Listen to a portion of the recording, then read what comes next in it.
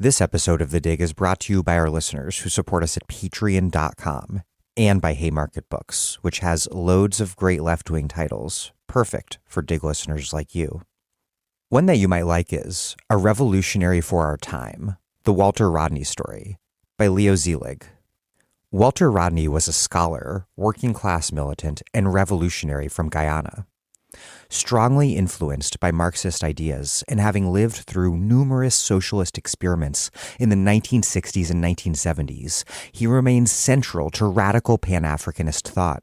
In this book, the first full-length study of Rodney's life, Leo Zelig critically considers Rodney's contribution to Marxist theory and history, and the contemporary significance of his work. As Olufemi Taiwo puts it, through exacting research, exacting presentation, and careful analysis, Leo Zelig offers a remarkable contribution to radical thought and practice worthy of Walter Rodney's legacy. Find A Revolutionary for Our Time at haymarketbooks.org, where readers in the US and UK receive free shipping on orders over $25 or £20, respectively. A Revolutionary for Our Time, The Walter Rodney Story, by Leo Zelig, out now from Haymarket Books.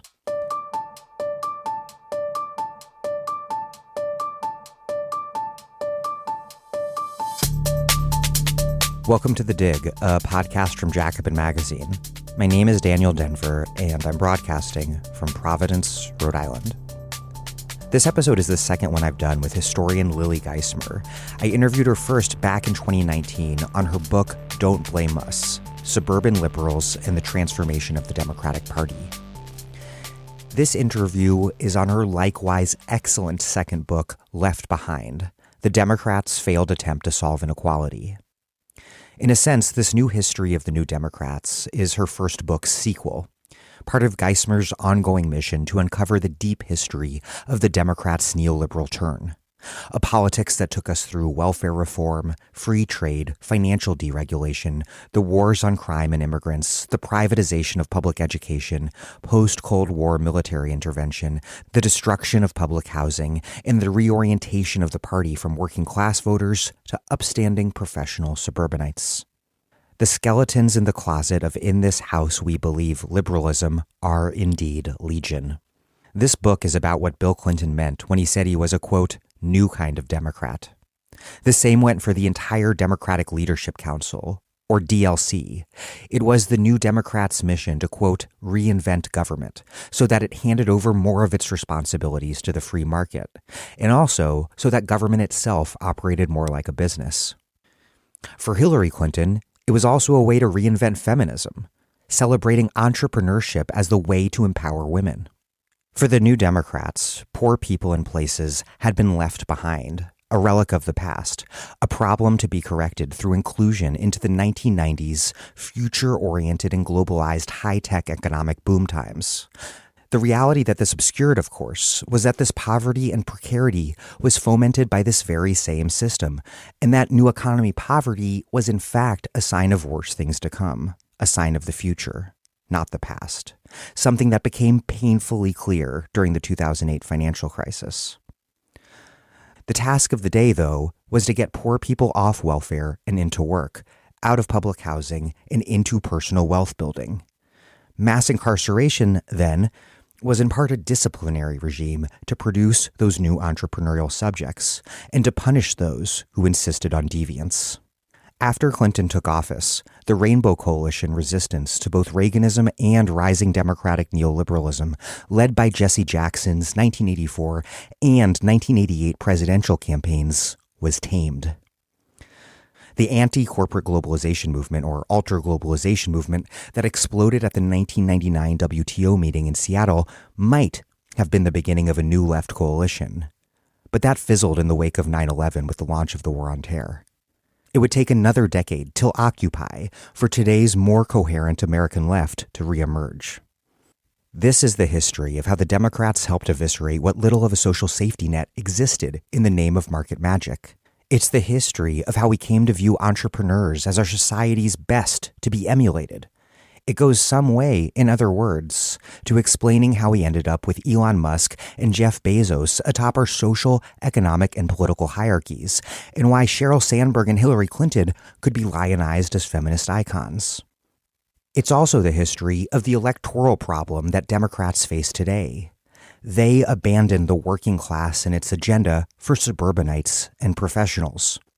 As we take stock of the failure of unified democratic government to deliver meaningful, let alone transformative change in the wake of Trump and look toward a possible Republican landslide this November into a possible Trump comeback in 2024, it is beyond clear that this trajectory that Bill Clinton and his fellow New Democrats set into motion has been nothing short of catastrophic. Two quick things. First, please rate and review us on iTunes and tweet about this podcast. You might just help introduce The Dig to someone new. Second, please support us at patreon.com/thedig. A contribution of any size at all gets you a weekly email with our excellent newsletter. Monthly contributions of $10 or more, and we will send you a book or books in the mail or a gorgeous Dig mug or tote bag. That's patreon.com/thedig. And I do want to take a quick moment to talk about The Dig's newsletter. It is really very good. And if you like The Dig, you really should be reading it. We send it out by email to everyone who supports us on patreon.com/thedig, even just $1 a month. It's also available for free for everyone at thedigradio.com. I posted a link to the most recent newsletter in the show notes. It's Mac Penner writing about my interview with Ruth Wilson Gilmore, Alberto Toscano, and Brenna Bandar to explore what it means when Ruthie says that abolition is another word for communism. He writes, quote, "One way to approach this issue is by examining the history of communist parties. Scholars of 20th century communism have long emphasized that membership in a communist party was not a simple demonstration of political support for a particular agenda. You could not be a communist on the side. Being a member of a communist party was something like a way of life, a risky and total commitment made in the belief that it was possible and necessary to change the world. People who made this commitment in the previous century contributed to great achievements and experienced incredible disappointments alike."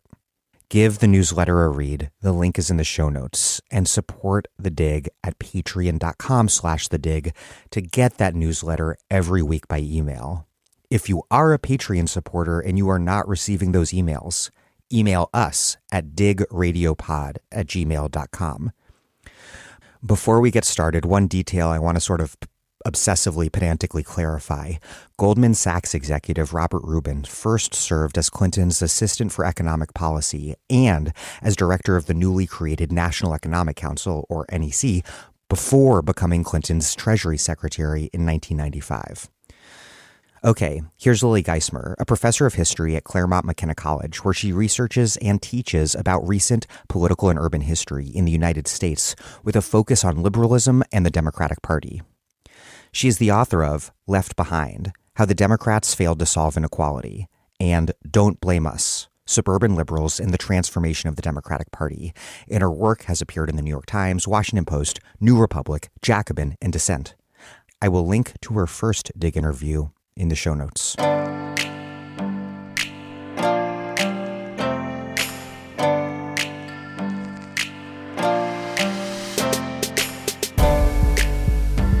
Lily Geismer, welcome back to The Dig.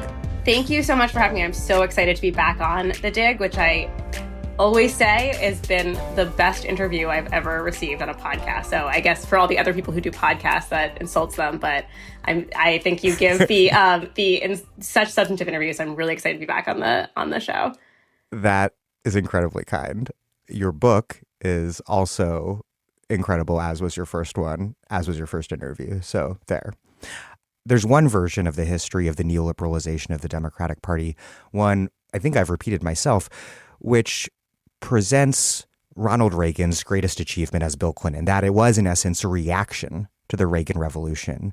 You write, quote, "When Democrats appear in these accounts, they are largely disorganized and weakened, defensively creating policies and electoral strategies in reaction to Republicans. What do we miss when we don't take the New Democrats' political project seriously as the New Democrats' political project, a project about doing well by doing good? And what role then did the rise of the New Right play? Yeah, so this is a critical question, and actually was really one of the things that sort of has launched my thinking about this project, and does relate to my first project too, which I think is both in terms of the history, but also the way that kind of professional historians, and I think journalists who talk about kind of post-60s history, which is really a story about the rise of the right, especially when they sort of think about both in terms of politics, but also in terms of neoliberalism. It's this story where Clinton becomes lumped into it. And I really wanted to sort of think beyond that, of kind of where only thinking about the Democratic Party as this kind of weak party that's in defensive reaction doesn't really give much of a roadmap for understanding both the kind of current tensions within the party that aren't explainable through that lens. But I actually think it also lets the Democrats off the hook in various different ways. I mean, there's this way that the story has been told, especially about Clinton, and I think also about Obama, that everything was just done in kind of reaction to the Republicans. So this idea that and especially around these kind of market-oriented policies, that this was just sort of, and that goes to the kind of classic story of triangulation, which is often how the Clinton years are talked about, that it was kind of stealing the right's best idea by sort of turning to the market. And I wanted to understand that what the trajectory of the party is, that it's not just, it's more about kind of a broader story of transformation and continuities and changes, and to actually understand the fundamental intent behind some of this thinking, because that actually became implemented in policies in various different ways. And so to sort of think about this as not just a kind of strategic reaction to the Republicans, but to actually think that there was a kind of genuine ideology behind behind many of the kind of policies and sort of agenda of the Democratic Party, and where it sort of goes from the 1970s to the kind of end of the Clinton administration, and I would say beyond it too. New Democrats didn't so much believe in the right-wing libertarian ideal of a minimal state so much as using the state to shape desirable outcomes through the market. What did Clinton's promise to reinvent government with his new covenant mean? What role was government supposed to play in this globalized unipolar market world of the 90s?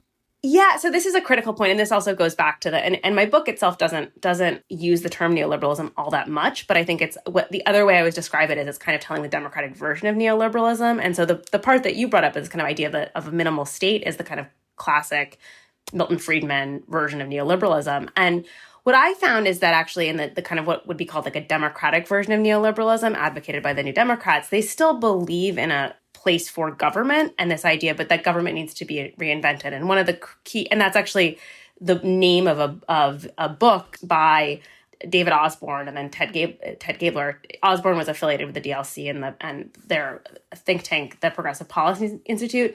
And it's an interesting thing, like it's not part of kind of common discussion, but it was hugely influential in the late 80s and early 90s, was this idea of that government needs to be reinvented.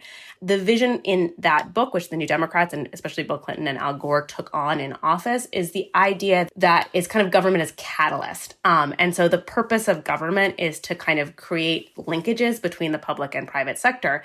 And in many ways is to sort of ask the private sector to do work that was once the responsibility of the public sector. So there's a lot of different ways that this works, but it's kind of, you can turn to the private sector to fulfill kind of traditional liberal goals or traditional things that were sort of within a social welfare state under the kind of previous democratic administrations, like the Great Society or the New Deal. The other side of the reinventing government idea was the idea of making government itself more efficient. So sort of streamlining bureaucracy and to sort of bring in market tools to the actual practices of government so that you can kind of use what is effective, sort of conceivably effective about government, about this private sector, and make the government more effective. I think that's a really critical part of this. It's not always just about trying to sort of make profit and sort of seeing the private sector as this kind of mechanism for profit, but it's actually seeing it as a more efficient and effective mechanism for achieving particular what would be traditional liberal ideals. You write, quote, "The New Democrats' distinctive view of the market and the role of government has been consistently overlooked.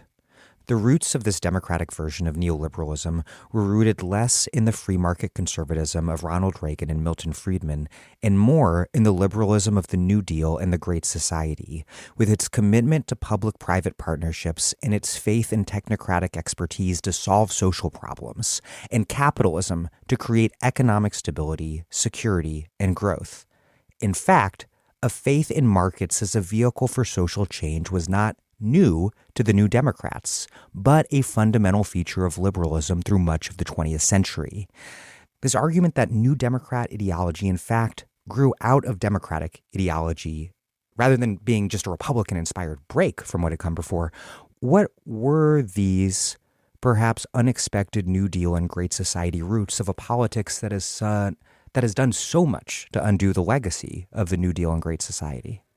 And this is a critical point, and I think this goes to like what a lot of historians have done. I mean, so it's what I always tell my students, that like the New Deal is really complicated, and so it's like, I mean, that there's a lot of dueling components to it. So how we think about this, but I mean, this idea that like a critical part of the New Deal was an effort to kind of, when you think about it, save, but like kind of remake capitalism and make capitalism work in particular ways.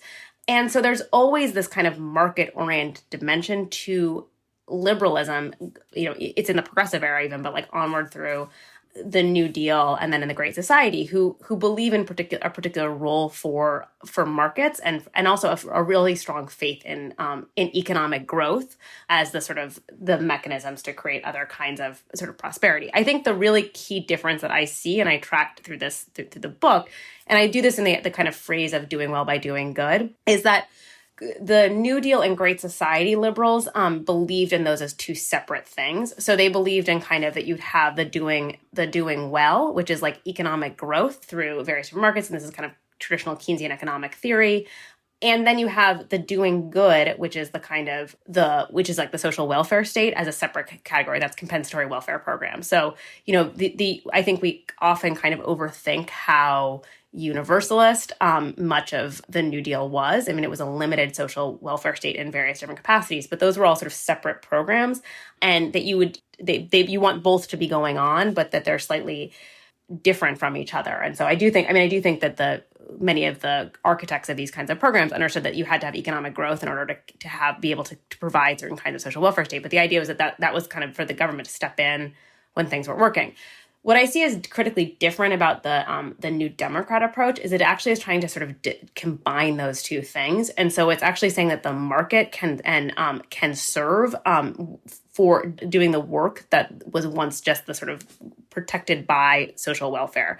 So the idea, I mean, and I think the classic example of this, and this goes to kind of the critical thing of undoing certain aspects of the New Deal welfare state, would be welfare reform and sort of doing and welfare to work, because the idea to welfare to work is that you're actually bringing new workers into the labor markets, and so the market itself can solve that problem. So you don't need a check or you don't need like cash assistance because you're going to get that through a job, and that's also keeping the economy going because you have more workers. And so it's this kind of, the other word that I think they use a lot is this idea of it's like a win-win. And that's how they're kind of fusing those two functions together. Another core aspect of the New Deal that the New Democrats under Clinton eradicated is Glass-Steagall. And so that's this kind of critical deregulation or separation of the financial markets. And the idea was that if you have competition, that will create economic growth and that will be good for Americans. And so it's thinking about it in sort of similar terms of like doing something that will help people have more economic security, but it's doing it in a way that's kind of using the market towards that, as opposed to like protecting Americans from the average American from the market. New Democrats, you write, quote, uniformly provided small or micro solutions to large structural or macro problems. Though Clinton's, you write, quote, programs actually had more in common with the war on poverty than Clinton would have cared to admit. They were a relatively small response to a very large pressing problem. How did New Democrats go about disparaging those macro solutions to macro problems, or at least what we retrospectively think of as macro solutions to macro problems? The New Deal, the war on poverty, public housing, public schools, and welfare, declaring them all failures, even though the war on poverty, the most sort of recent iteration of an attempted macro level solution, in fact, was never really that well funded at all. Yeah, I think this is really critical. And so there's this way I was thinking about this a lot at kind of the end of working on the book, because so much of the kind of the ways in which, and it really actually predates Clinton and the New Democrats and goes back to kind of the their earlier iteration, which is the kind of the Watergate babies or the Atari Democrats of the 70s. But a lot of the way that they kind of positioned themselves as new was this idea that they weren't, it wasn't even really against the Republicans. It was more against this kind of older style of Democrat. Like that's really the idea of the New Democrats, is we are a different iteration of the Democratic Party. And the ways in which they often used kind of almost a straw man version of New Deal liberalism, and especially of the Great Society, to promote it as these big bureaucratic programs. So they were using this, and also I think oversold, like their other big thing was that they weren't doing things that are redistributive. And so it was like we're focusing on economic growth as opposed to redistributive solutions. One of the things, the big things is that actually overemphasized how redistributive the New Deal, but especially the Great Society was. Like the Great Society was explicitly not a redistributive program. Lyndon Johnson was opposed to welfare, and that's the whole idea of kind of, not a handout, but a hand up, and all these programs of like empowerment. So it often represented the Great Society inaccurately as to what it was accomplishing. And I think that that's right. Like what is often misremembered, and I think this came from both the kind of New Democrats, but I think also the Republicans, and the Republicans still do this about the war on poverty, was that it was actually a lot of small programs, and a lot of it was these kind of public-private programs turning to kind of nonprofits to kind of do the work that was, instead of like fully government run, it was kind of government overseen. So in their efforts to kind of critique what they were what the Great Society and War on Poverty was doing and how they were going to be kind of new, they actually sort of reused many of those older ideas. I want to turn back the clock for a moment and talk about the deeper historical context here. What would become the New Democrats really burst onto the national political scene with Gary Hart, a Colorado senator who shocked everyone by winning the 1984 Democratic presidential primary in New Hampshire. And he, at the time, was known as the yuppie candidate, which importantly was a neologism of that era. And he was also known as a leader of this cohort, which included Bill Bradley, Michael Dukakis, Al Gore, Paul Tsongas, and Tim Wirth, a cohort called the Atari Democrats, a name given to them for their emphasis on reorienting democratic politics towards this high-tech future. But before they were Atari Democrats, they were, as you referenced earlier, they were the Watergate babies. Congressmen, and I do think they were mostly, if not all men, elected in the wake of Nixon's impeachment. Yeah, there you go. And all white, just to add in. So all white guys, the Watergate babies. Draw that trajectory out. Who were the Watergate babies, and how did they become the Atari Democrats? Yeah, and this is another critical piece of how they are rethinking what the New Deal was, which I alluded to as well, which is about the Atari Democrat title, which also has to do with the kind of ways in which they were reimagining what the New Deal and Great Society was. So the Watergate babies first sort of arrive on the scene in the aftermath of Watergate and Nixon's resignation in the 1974 election. And they and that title, actually, as I mentioned, is not actually in some ways inaccurate in that they weren't really running against the Republicans and more about the kind of older version of the Democratic Party. And it was mostly white men in their 30s and 40s, who represented largely sort of middle-class suburban districts. And a lot of what they ran on was kind of this effort to kind of clean up Congress, and they were against the kind of older dynamics of the Democratic Party, especially its focus on bureaucracy, but also in kind of its older kind of negotiation style, backroom politics type, like sort of backdoor or back-leaning. The other thing that they didn't believe in is that they felt the party had become too beholden to what they called a special interest. And this was especially, which includes in some ways, although they were sort of evasive about this, groups of color and women and the feminist movement, but especially were upset about the Democratic Party's ties to organized labor and felt that that relationship was really dragging the party down. And so who they kind of were particularly opposed to were people like Hubert Humphrey and Tip O'Neill. And when Gary Hart won, he was a senator from Colorado. When he won, he said, like, we're not going to be a bunch of little Hubert Humphreys. And that was an especially dig at his relationship to the labor movement. The other component of their opposition and antipathy to labor wasn't just sort of electoral; it was also economic. And so the key piece of the who the Watergate babies become, which then gets sort of rechristened in the great name Atari Democrat, which is like my favorite title in American politics, even though it comes from Chris Matthews, which is like unfortunate. But one of the things about them is that they also understood that the other core thing that was going on in 1974 is the country was facing this major recession. And as I argue in this book, but has been argued by many other people, that wasn't just an economic crisis, but it was actually an intellectual crisis in the fact that it proved the recession that the Keynesian model was not working. That you couldn't balance employment and unemployment and inflation in the ways that Keynes and his acolytes had argued. And we all know the story about how Hayek, Friedman, et cetera, the neoliberals, how they responded to that crisis with the ideas that they had laying around. Yeah, and that there's this that there was this sort of search for new solutions. Like that's kind of a way of, I think it's actually a really critical way of sort of thinking about what's going on in the 1970s. And so that's where Hayek and Friedman get this kind of new attention to their ideas. But the other side of this was the kind of people of the Watergate babies, Atari Democrats, which was slightly different solution, which was to kind of turn to new industries and particularly the post-industrial sector.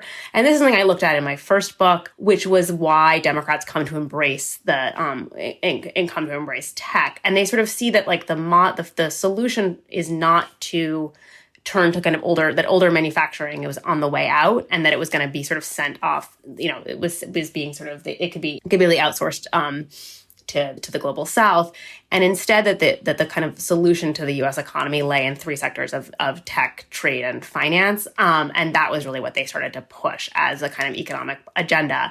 And their relentless focus, particularly on the tech industry, is what leads to them to be called the Atari Democrats. It is Tim Wirth and Gary Hart who become really, really proponents of this, as well as Al Gore. And then interestingly, Bill Clinton as well, who is like kind of slightly later. He actually ran, this is like for good, like if you want to get to like your political trivia, he ran for Congress in 1974 and lost. So he actually would have been he would have been part of the kind of Watergate babies, but he lost. And then he runs for governor of Arkansas 4 years later. But he's a big believer in kind of this idea of kind of the salvation of Arkansas, and really the nation lies in kind of this post-industrial vision.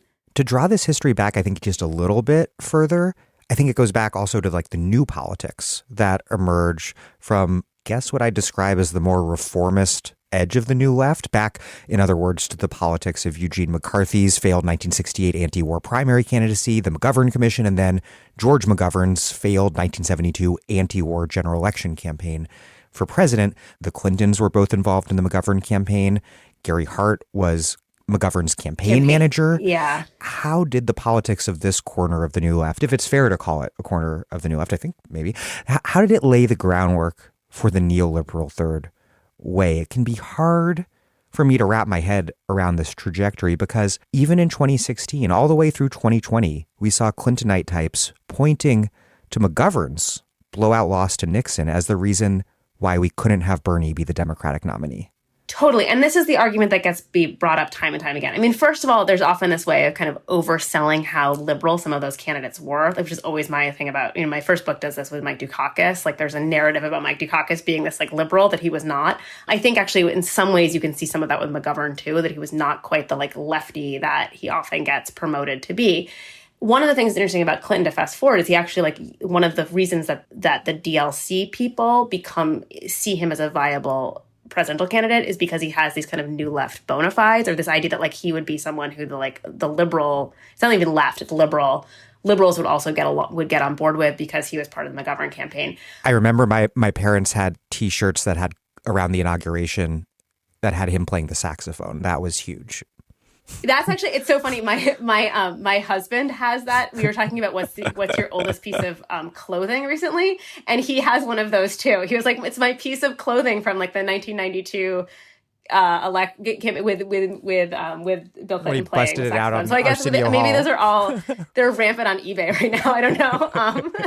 One thing of writing this book is people have definitely trotted out their like Clinton paraphernalia to me, and I've been getting, it's like I should do like a article of some sort, or maybe put it on like a website of all this fascinating Clinton paraphernalia. But anyway, the McGovern is really interesting in that like that campaign, who was attracted to it.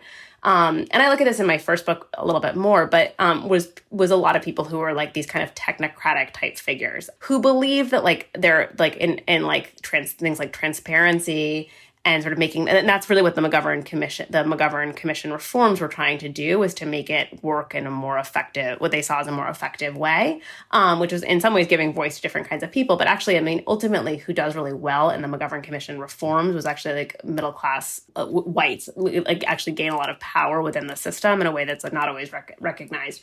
But they, that's the kind of that legacy of kind of I think of like the technocratic dimension of liberalism is what sort of carries on into the people who then are the Atari Democrats who then join the DLC or the New Democrats. And I think the other piece is that there's actually two tributaries to the DLC who sort of converge together.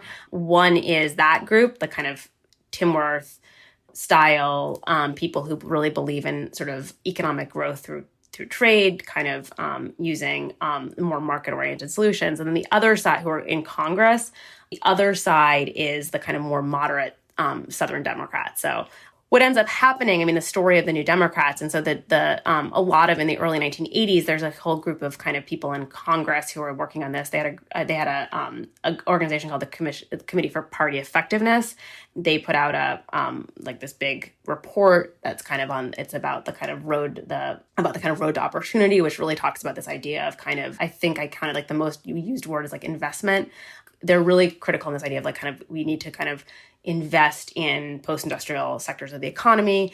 They're building on a lot of the ideas of kind of industrial policy, which is really post-industrial policy, which were advocated by people like Robert Reich and then Lester Thurow. So they have these like sort of critical sort of ideas that are coming forward. And this whole process was guided by a Louisiana Democrat?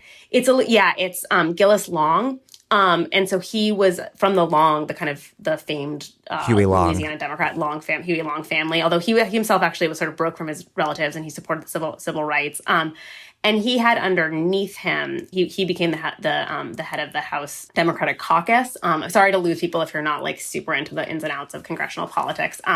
But he brought into, when he wanted to kind of take over, in the aftermath of Reagan's win in 1980, was like the party we need to kind of do something new, and like we'll do this through the caucus. He brought in this guy Al Fromm, who was had been a staffer and was actually working in the Carter administration, to be his chief of staff, and it also worked in the war on poverty. Yes, he'd worked on the war on poverty in Mississippi. So but was frustrated by the Carter administration, and when he comes in, they're kind of thinking about something new to do, and they come up with this group called the Committee on Party Effectiveness, which are trying to kind of come up with a new agenda. In many ways, Gary Hart's 1984 campaign becomes like a vessel for this argument, and so he really like sort of it becomes a kind of symbol of these ideas. And as you mentioned, did actually do quite well. And I always say, like, I think the 1984 Democratic primary is a super interesting moment of like kind of to see like these different paths of where the party could have gone in various different ways. So Hart ultimately loses to Walter Mondale, and then we could talk about it too. But Jesse Jackson is also a critical player in the Democratic primary.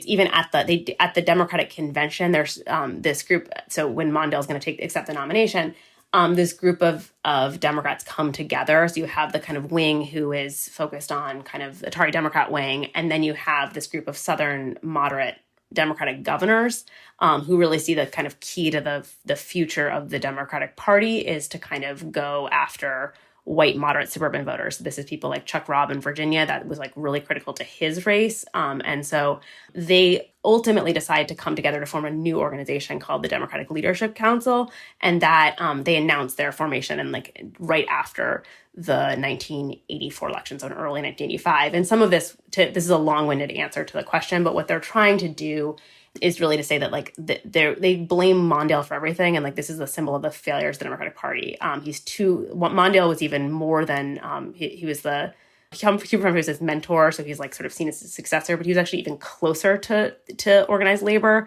than Humphrey was. And so to them, he sort of stood as like everything that's wrong with the Democrats and the kind of symbol of failure. And after he loses in a historic landslide election, that only confirms that like the Democratic Party needs to do something different.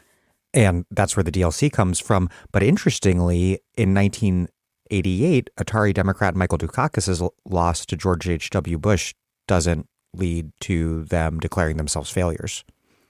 Yeah, I mean, it's interesting. Like he doesn't. He also, as a side note, neither Gary Hart nor Mike Dukakis are members of the DLC, even though they're like very much like. I asked Al Fromm this when I interviewed him. Like they were very much in line with their thinking. They just like it has to do with more with like particular Democratic Party palace drama that neither of them actually joined it. But yeah, they don't see themselves after that. And they do, I mean, and they do appropriate some of that narrative of like the failures of Mike Dukakis, that he was a Massachusetts liberal, we need to do something different. But actually, if you, on the policy substance, like it's very, very much aligned with what the DLC and the Democrats were arguing for.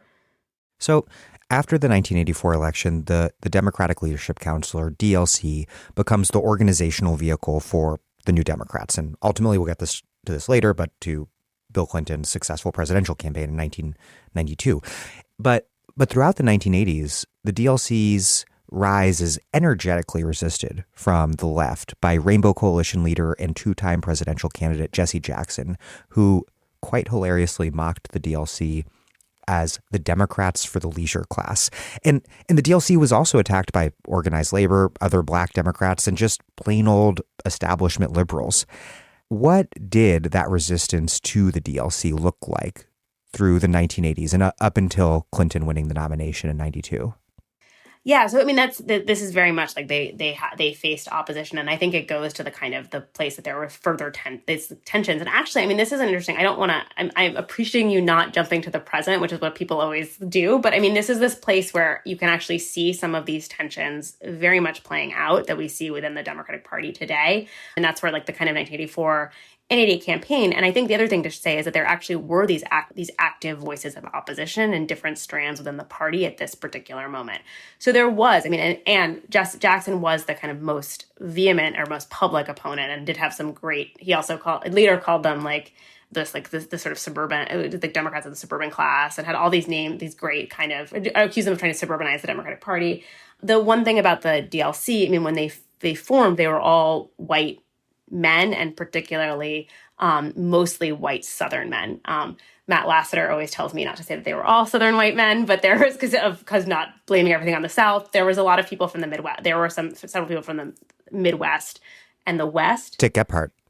And so actually, so this is like Dick Gephardt's involved, and they decided to make Dick Gephardt their first leader because because he would give them like a non-Southern vibe. So he's from Missouri. And a lot of the Atari Dems are from Massachusetts. And some of the Atari Dems are from Massachusetts, and they're more from all over. And but because they're all white men, it gives a particular kind of gloss to their image. They actually do try to, and so they get attacked a lot on that when they first form. They actually do try to sort of move beyond that, and they bring in people of color and some women to try to kind of diversify their image. But very much they are this kind of image of kind of white men dominated. And I think that I mean, one thing I will say is like, I had not realized until I worked on this. So people always ask me like what I was the most surprised about working on the book. And I had always seen the New Democrats, or like of the like Mike Dukakis vein that I had looked at in my first book, as kind of just sort of oblivious or like ignorant of organized labor. Like it just was not on their radar. And that's kind of where you have the kind of fusing out of labor. What I found for working in this book is actually like outright hostility to organized labor, and that they're really trying to kind of marginalize labor's voice within the Democratic Party in terms of its place electorally, but also its place in terms of policy.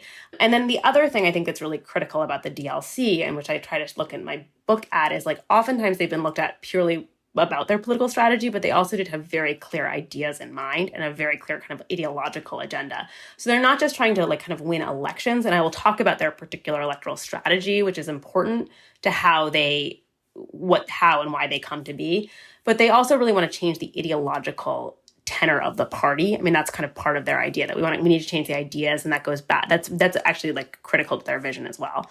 And the things they're trying to do, I mean, sort of, and especially this idea of kind of reinventing government, which sort of comes later, but is kind of part of their vision, goes against what a lot of people within the party sort of believe. And I think that there's this idea that there was kind of different paths and different ways forward that they could have gone. And that's kind of where they stand at this particular moment.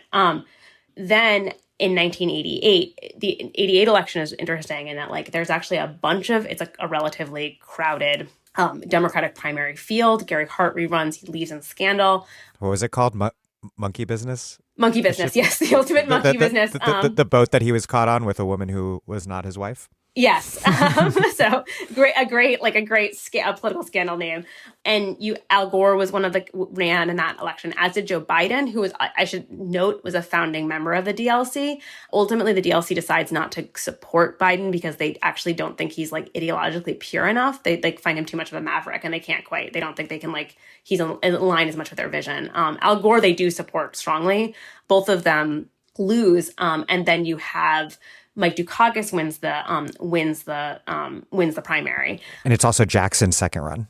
And Jackson's second run, which is really important. And so you have a Jackson second run, and which in some ways broadens his vision in various different ways. And Jackson is putting, on the table really progressive ideas and sort of bringing those into the conversation in a variety of different ways.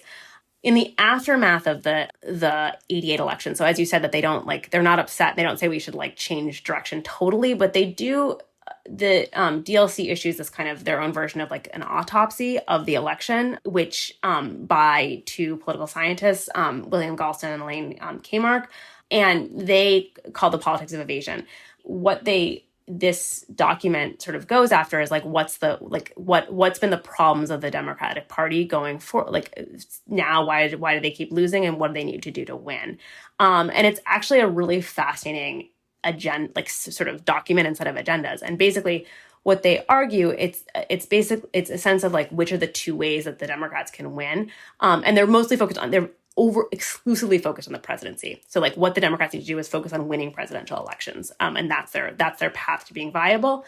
And the other thing they argue is that the way for Democrats to win is to go after kind of what would be swing voters. And so people who are already voting, especially voters who are drifting towards the Republican Party. So moderate white suburbanites and kind of somewhat of those kind of Reagan Democrat types, but especially that kind of that category of kind of the suburban voter, and then the other side of that is to not target non-voters. So this goes to, which is the Jackson coalition essentially. So the solution is not to try to win over and kind of galvanize grassroots support from people of color, from other kinds of marginalized groups who don't traditionally vote in elections, but how to win is to go after these other voters. And this becomes critical to the kind of strategy of the DLC, but I would actually say the mainstream Democratic Party going forward. Right. That is so key to highlight given today's commonplace hand-wringing over losing voters to Republicans or apathy. It's why did this happen? Well, your book goes a long way to explaining why working class people didn't just leave the party. They were really actively pushed out. And it's clear that this suicidal philosophy guided Democrats at least all the way through 2016 when Chuck Schumer infamously said, quote, "For every blue-collar Democrat we lose in Western Pennsylvania, we will pick up 2 moderate Republicans in the suburbs of Philadelphia." Why did these new Democrats want a new base so badly? Well, I think there's a couple of things. I think they saw it as stability, and that this is always the thing. This is guiding Schumer's thinking too, is that this is a much more sort of stable category. It also is people, it aligns with their own kind of ideological agenda. And so this is the point that elections are also who wins gets to shape policy. And so you're shaping policy for your particular constituencies. And I think if you go that you don't believe in kind of shoring up organized labor more broadly, then that's not the kind of voter in which you would go out. I don't think that this is not to say that they're and I think that the questions around sort of race and other marginalized groups, they're not hostile, they're not overtly racist. It's not the kind of agenda such that to kind of fulfill the expectations that if you're sort of trying to win over Jesse Jackson's base, the kinds of things that Jesse Jackson was promising that he was going to do, kind of broad scale actually redistributive and universalist programs that he was offering, that's not what they were in, and that was not part of what they were they were going. I think another way that this really, I mean, I would say this, I think the other way that really hurt the Democratic Party, so you lose this, you alienate large scale groups of people and also sort of creates this kind of real tunnel vision. But the other way is to focus on the presidency as the way to kind of gain stability, because I think that that's actually tremendously hurt the Democratic Party. Yeah, look at all those state legislative seats that disappeared under Obama that the Democratic Party's never won back. Totally. And like, I think it's local elections. I mean, I think this is like not to say that I think that I don't want to like tout the Republicans and various different things, but I think they figured this out in a way that was like you deepen the base. But even like there's just no, it's one of the things about like trying to come up with like at like the level of Congress, there was no investment in that by the Democratic Party for many years. And I think that's actually also been a really, really hindering focus, and then also created some of this kind of homogeneity in various different ways. So some of this ideas of like how this has worked, it's actually like affected things at a broad scale level, and continues to create all kinds of cascading consequences. And I think state legislatures are like critical. So, me too. You said that the DLC wasn't explicitly, overtly hostile to older constituencies like Black Democrats, but they got pretty close to making pretty overt racist appeals. The DLC really specifically and explicitly, for example, snubbed and even attempted to humiliate Jackson, really kind of drawing him out as a foil, you write, as part of their, quote, laser focus on winning the presidency by appealing to white moderates and working class swing voters who had defected to the Republicans in the previous election cycles. And the really infamous example here is Clinton's address to the Rainbow Coalition Convention in 1992, when he launches this attack on the rapper Sister Souljah in what was clearly an effort to distance himself from progressive Black leadership and also to stigmatize that leadership, or at least to demonstrate who was calling the shots in the relationship. I know she is a young person, but she has a big influence on a lot of people. And when people say that, if you took the words white and black and you reversed them, you might think David Duke was giving that speech. Let me tell you, we all make mistakes, and sometimes we're not as sensitive as we ought to be. And we have an obligation, all of us, to call attention to prejudice wherever we see it. A few months ago, I made a mistake. I joined a friend of mine and I played golf at a country club that didn't have any African American members. I was criticized for doing it. You know what? I was rightly criticized for doing it. I made a mistake. And I said I would never do that again. And I think all of us have got to be sensitive to that. We can't get anywhere in this country pointing the finger at one another across racial lines. If we do that, we're dead, and they will beat us. Even in Reverend Jackson's new math of this election. And the DLC was not subtle, they called for, quote, preventing crime and punishing criminals, not explaining away their behavior, and for, quote, equal opportunity, not equal outcomes, a reference to affirmative action. We often think of neoliberalism primarily in economic terms, but what does it reveal that for New Democrats, politics advancing free trade, deregulation, and non-union high-tech work, that was accompanied by these reactionary appeals and policies on criminal justice, immigration, affirmative action, and the explicit promotion of the heteronormative nuclear family, all alongside these really brazen confrontations with Black leaders, particularly Jesse Jackson? Yeah. And so, I mean, I think there's a number of different things going on. I mean, one component of this is like there is this kind of, and many people have looked at this around kind of neoliberalism in various different ways, but I think especially it's sort of emphasis on individualism and sort of individual rational behavior. It demands particular kinds of behavioral responses. And I think that actually is really critical to the ways in which the New Democrats, especially under Clinton. And Clinton has his own like long trajectory, which my book looks at, and I'm happy to talk about his relationship to people of color and to poor people, and what he understands as the kind of right solution. And actually, what I argue is that he brings a lot of that to the DLC and to the New Democrats when he becomes their leader, and then also then becomes the presidential nomination and effectively as like a DLC candidate. Yeah, welfare reform, you write, is basically a thing he brought to the DLC's table. Yeah, I mean. Totally. He was really, I mean, they were sort of poking around at welfare, but welfare was his, a lot of education issues. Those were his things that he sort of brought in. And what I look at extensively in the book is his focus on on microfinance and community development banking, were these sort of were Clinton's programs that he sort of invested in. And a lot of the ways that I think those operate is about kind of designing, and this goes to the kind of punitive criminal justice programs and various different other things, is kind of redefining the line between like who's a good poor person of color and who's a bad poor person of color. And so we often see this around the kind of welfare queen rhetoric. And in many ways, like what I see in the book that Clinton and the Democrats did is kind of just move the line. So it's sort of saying that like there's a particular kind of poor person of color who we will celebrate and kind of advocate for, who's someone who can like operate within the structures of market capitalism, and who like Clinton, as he talked about at various different points, like will play by the rules.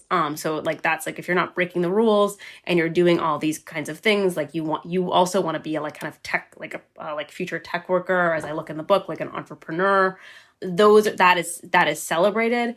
But the other side of that, like then if you're not that person, here is the kind of punitive dimensions to this. And I think that actually does map in various different ways to, if you think about this as neoliberalism, but to the kind of economic agenda that the New Democrats and the Clinton administration come to advocate for. So it works within this kind of what they call the new economy, and it's very much in line with that kind of thinking. I mean, and this is another thing, like, and this is a fight. Like, I don't know if I'm jumping ahead too much, but like, a lot of people say, like, there's the question around Clinton, what happens after 1984 once Clinton is office. And this goes to, I'm just jumping to welfare reform for a second, like to your example, but it goes to Clinton bringing this to the New Democrats. Like, there's this idea that like that was only an after the reaction to the Republicans. So this actually is to the original point about what the book is trying to do. Right, that it was a reaction to the Gingrich Republican Revolution of 94 and Clinton tacking right in response. But in fact, he'd been a big advocate of welfare reform and welfare to work from his time as governor in Arkansas. Yes, and that's the thing. And so when you ask the question about sort of like what's missed when you only focus on telling the story in terms of the right, like that's what it is. Like it's like this is something that Clinton long advocated for. And I think that the 96 law would not have been as punitive, like I think if Clinton had his way, but it's like, I think that they would not have had, like, there's some, if you actually look at the 1996 welfare reform law, it's extraordinarily draconian and like shocking to me, even as someone who's like studied this for a long time. I think some of that I do think a lot of that did come from the Republicans, like having like, I mean, the fact that even if authorized immigrants wouldn't receive welfare. I don't think they would have had the marriage training components of it, if had it not been for like certain socially conservative Republicans getting their like add-on.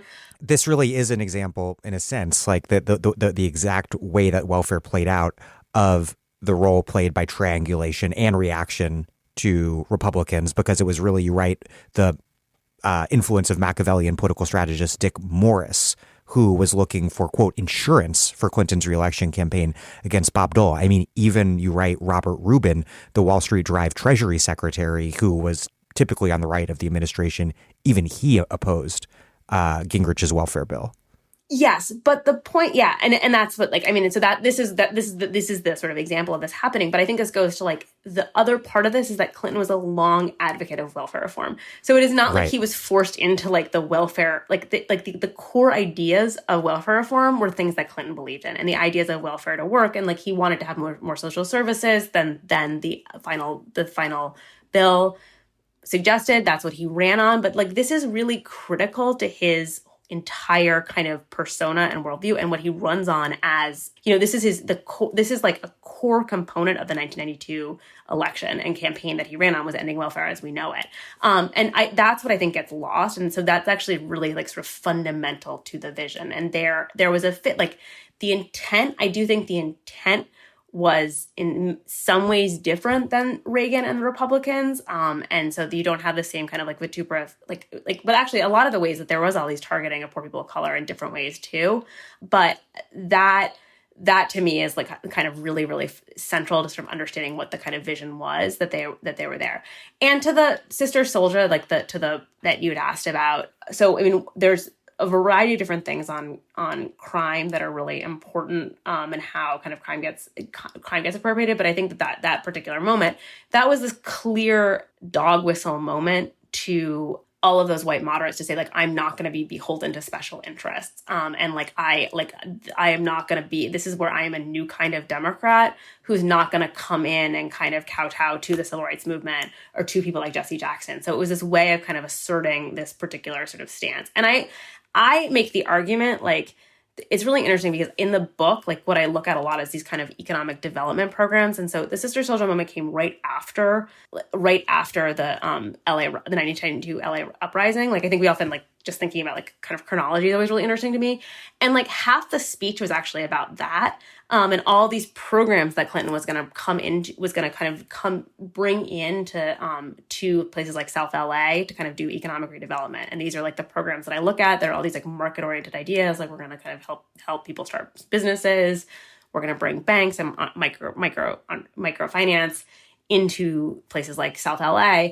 I argue that, that those also were, like, kind of ways of appealing to white like, suburban voters, because I just don't think, like, that was that all of those would just be the kind of kinder version of the Sister Soldier moment, that there was any kind of idea that actually, like, that would be appealing to Black voters.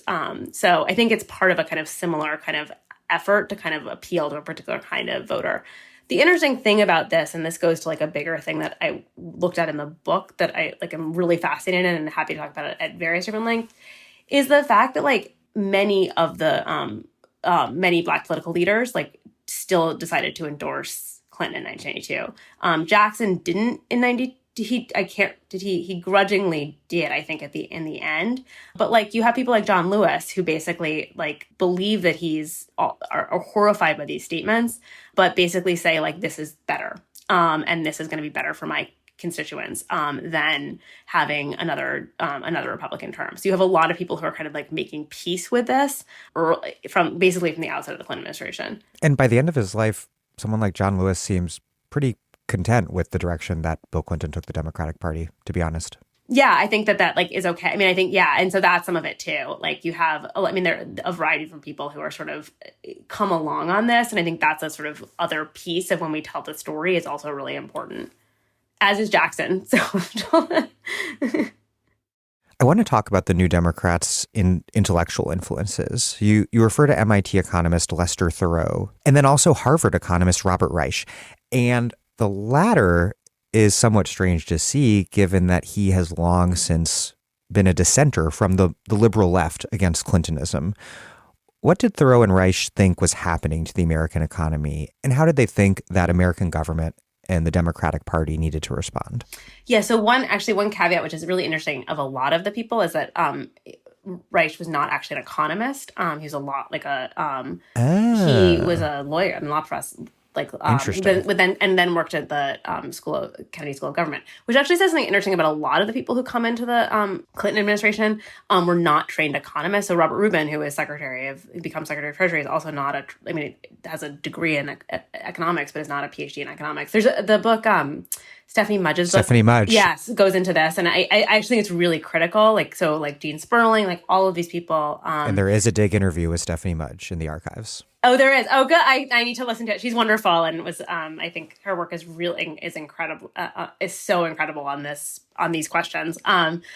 But Reich, who so he was at the Kennedy School in the late 1970s and wrote this series of books. So he became really interested, along with the other person is Ira Magaziner, who gets known more as the kind of person for healthcare. And whose son is currently the treasurer of Rhode Island, running for the U.S. House of Representatives in Rhode Island's 2nd district. Magaziner's huge in Rhode Island. I mean, it's in a number of different ways. I once wrote a long paper and what should be an article on him because he also, from where you're sitting, was the person who did the open curriculum. Yes, the new curriculum at Brown. So he has this particular place at Brown, which I actually as a side note, and I don't know how many dig listeners are Brown alums. You can cut this if you don't need this part, for your small Brown. So like I went to Brown and I thought about this a lot. And I then in the paper, I was like, it's when you go to Brown, you're like, this is so amazing. It's so open, but it's completely market oriented in the fact that you're like, I had like actually writing this paper gave me like a new lease on the Brown open curriculum, and the fact that it's actually is in so many ways like a market approach. It's totally consumerist in various different ways. And then he brought that to like various different other things, including the fact that he was the architect of the Clinton healthcare program, which also has a very similar like complex way of thinking of those things. So for all of you can bring that up to all your Brown professor. We are keeping this in because I am passionate about Brown's open curriculum being a thoroughly neoliberal project celebrated as progressive liberation for Brown students, who are in fact the entitled consumers who have no particular requirements of what they're supposed to take 2 weeks at the beginning of each semester, I believe, to shop in different classes Where they can just shopping. where they can just walk in and out. It is an absurdity. Thank you for This also goes to your, no, I did. I had a break point working on this, and I was like, all of my thinking that this was so progressive, and also puts a huge burden on professors as they have to perform for their students to take the classes. Cater to the whims of their customers, i.e. their students. Yeah. But I think it's actually really interesting to your question of like the other piece of this. You asked that question of the McGovern campaign to the New Democrats is also this interesting place where like the left and the right are meeting in the 1970s and in 80s that actually produced these kinds of politics. And so in many ways, it's like they're both kind of opposed to kind of big government or big bureaucracy, which is also kind of what the idea of the open curriculum, if that's a thing. And I think that is like probably like one of the more minimal legacies of the New Left, but that is seen as part of it. Reich was interesting, and so they both actually. So then Magaziner becomes a management consultant. He worked for Boston Consulting Group, and he was actually consulting on a lot of projects in Sweden and Japan, and became really interested in ideas of industrial policy and the ways that that countries like Japan and Sweden were adopting these kinds of policies. And Reich also becomes interested in that idea as a kind of someone who's interested in the economy, as a kind of policy person.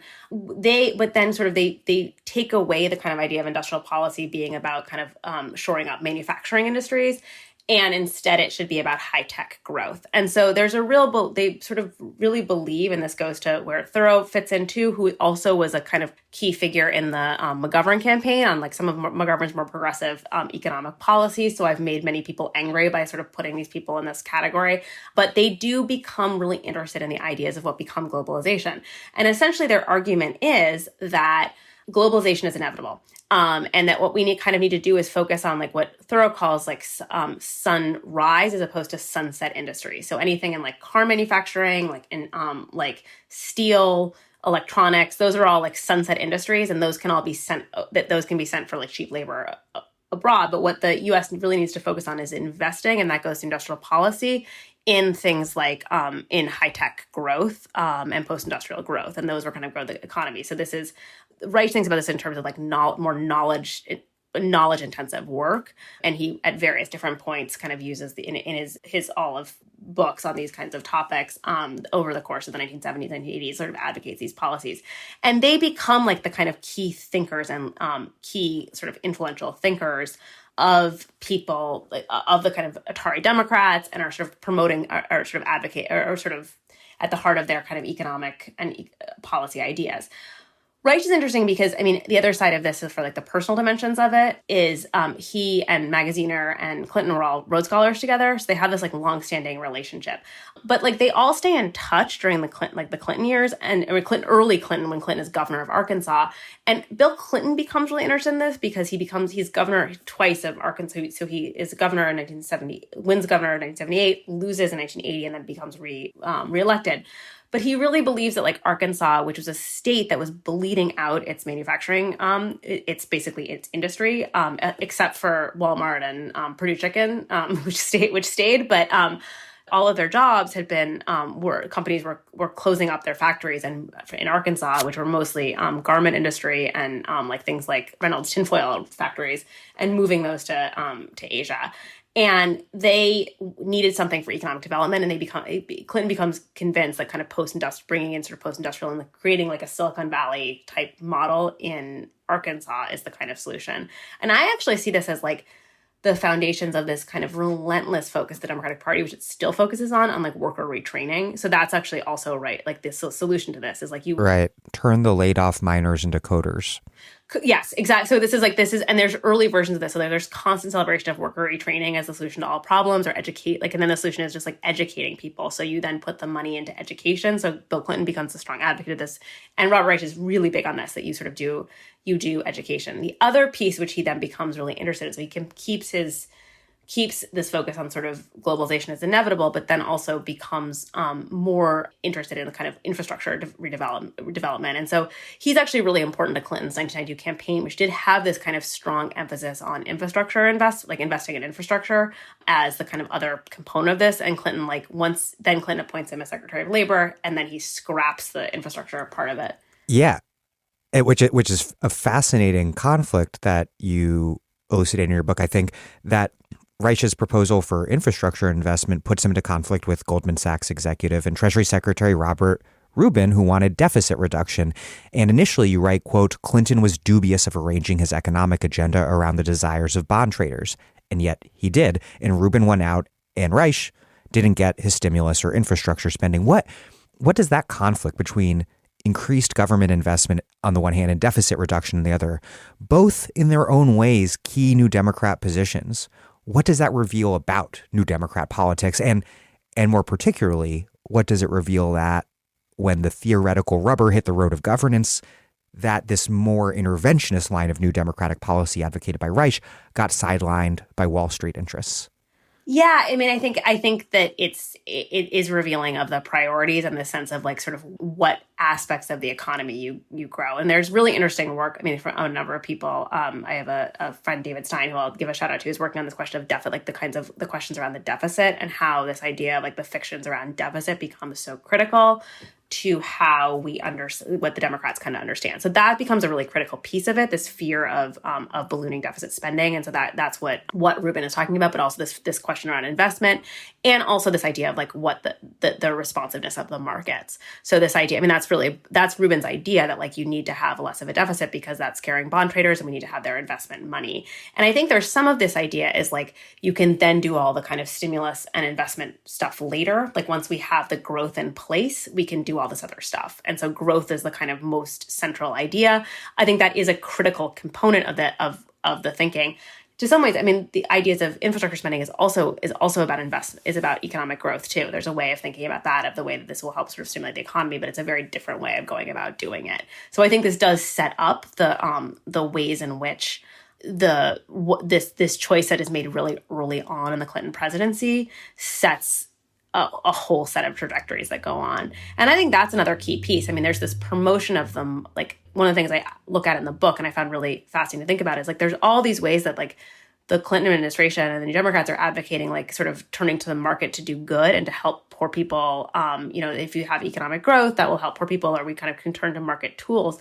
But one of the key things that happens over the course of the 1990s is like all of these, especially under Rubin and Summers and the other kind of key people who are come to set Clinton's economic agenda, is like a real remaking of the basic economic infrastructure of the United, an economic policy. I mean, so that's where you get really important deregulation. That was another thing I was like learned from working on this book, which I kind of understood before, but like how much the banking industry changes from the beginning of the 1990s to the end of the 1990s. And so we sort of hear about that, but like it's actually seeing it play out is like very powerful. I mean, so these are industries that are rapidly changing. For example, this purportedly somewhat like progressive reauthorization or reform of the Community Reinvestment Act is tied up with Glass-Steagall, the infamous banking deregulation bill that paved the way for the 2008 financial crisis. Yeah, there's ways that happens and it doesn't actually so having the Community Reinvestment Act works in various different ways. They're also trying to make it more efficient. Like that's a whole thing of making it work in various different ways and having it do work that was not necessarily what its architects initially intended for it to do.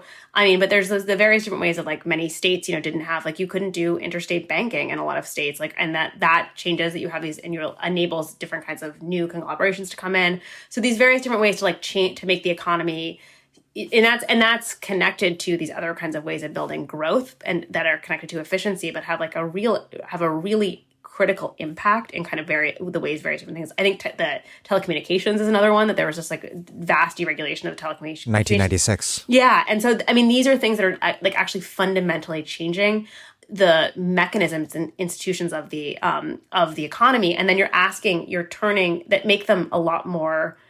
In my ways, unstable, and so then you're turning to those like very sort of mechanisms of instability and asking and saying that that's what's going to solve the problems of poverty and inequality. And so it creates a very very volatile situation, I think. Although that's not really seen at the end of the Clinton presidency, and this might be jumping ahead, but like it's like sort of where it becomes like almost a slow moving train that comes into that crashes in a decade later with the financial crisis.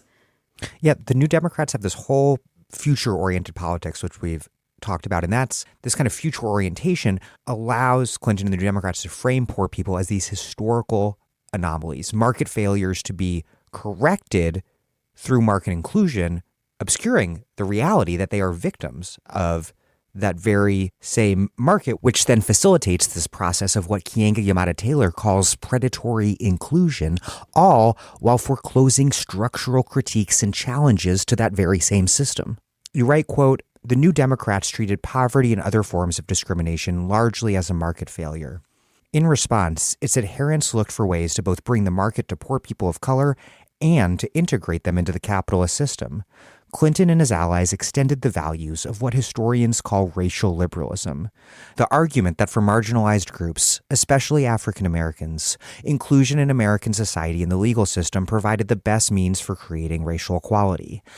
Just for some context, what is racial liberalism? And then how did racial liberalism and this neoliberal turn in liberal politics shape one another, not only in the 90s, but also really through today when we see constant dominant liberal accounts of racism that are so thoroughly dematerialized? Yeah, I think it's a critical point. So racial liberalism as a concept, and it's not often like deemed that. It's something that like sort of scholars call it that, but is the idea that it's a little derogatory. What? It's a derogatory. It's a little, but I mean, it's really in many ways like sort of it can also, there are a couple of different ways. Like, well, in some ways, it's like it's a version of colorblind liberalism in some capacity. That this kind of idea that of a focus on kind of, especially the kind of, and it goes back to kind of the ideas of Gunnar Myrdal, but that like racism itself is a kind of about kind of inherent flaws in people, and in many ways not about structures. And the way that you solve problems of race is through, as you brought up, and as I quoting the book, is about integrating people into the legal system. And so this is the kind of core agenda of the mainstream civil rights movement and the mainstream civil rights legislation, about the kind of ideas that like racism will be solved when you incorporate people into these kinds of into these various different mechanisms. And so one of the things that's interesting when you look at the kind of New Democrat moment, or this kind of post, which is really, when you say post-60s, that's also kind of this idea of what's often called the post-civil rights moment. The kind of the big civil rights legislation had already been passed. And so there's looking to other kinds of mechanisms. So why, that's a question, like why, there was often this idea of like, why is racial inequality still existing? And so for the Clinton New Democrat version is that the solution lies in the integrating people into the market. So that's both about, that can solve the problems of racial inequality, but that can also solve that can also address the kinds of various different like persistent problems of poverty. And the part of it these are very, I mean, racial liberalism as a concept and is very much individualized. It's about individual solutions, not structural solutions. So that's the kind of core when historians think about racial liberalism, that's like one of the core things they think about. And this is the same idea, as you said, like it's, in some ways it's actually, I mean, the fascinating thing about the market is in some ways it's more materialist than the kind of traditional like civil rights version, because it is like looking to a kind of market solution, but in a way that's not actually addressing structural inequities. So I bring up in the book, like one of my problems about this is that like capitalism itself as a tool is something that is an inherently zero sum and inherently creates inequities within it. So you're trying to solve equality through a system itself that's inherently that has inherent inequities within it, and that to me is like a critical problem with the kinds of this approach to sort of thinking about these questions. Yeah, it's also materialist, even if in a twisted way, in the sense that New Democrats framed poverty as solvable by transforming poor people into these new entrepreneurial subjects. And this is just all over your book and the story you tell, from the micro enterprise and micro credit programs to, of course, welfare reform and also public housing. But in the case of, which we'll talk about more later, but in the case of welfare reform, Clinton has this line in your book from 1999, quote, "What does it mean to a single mom's life when she goes to the mailbox in the morning and sees a bank statement instead of a welfare check?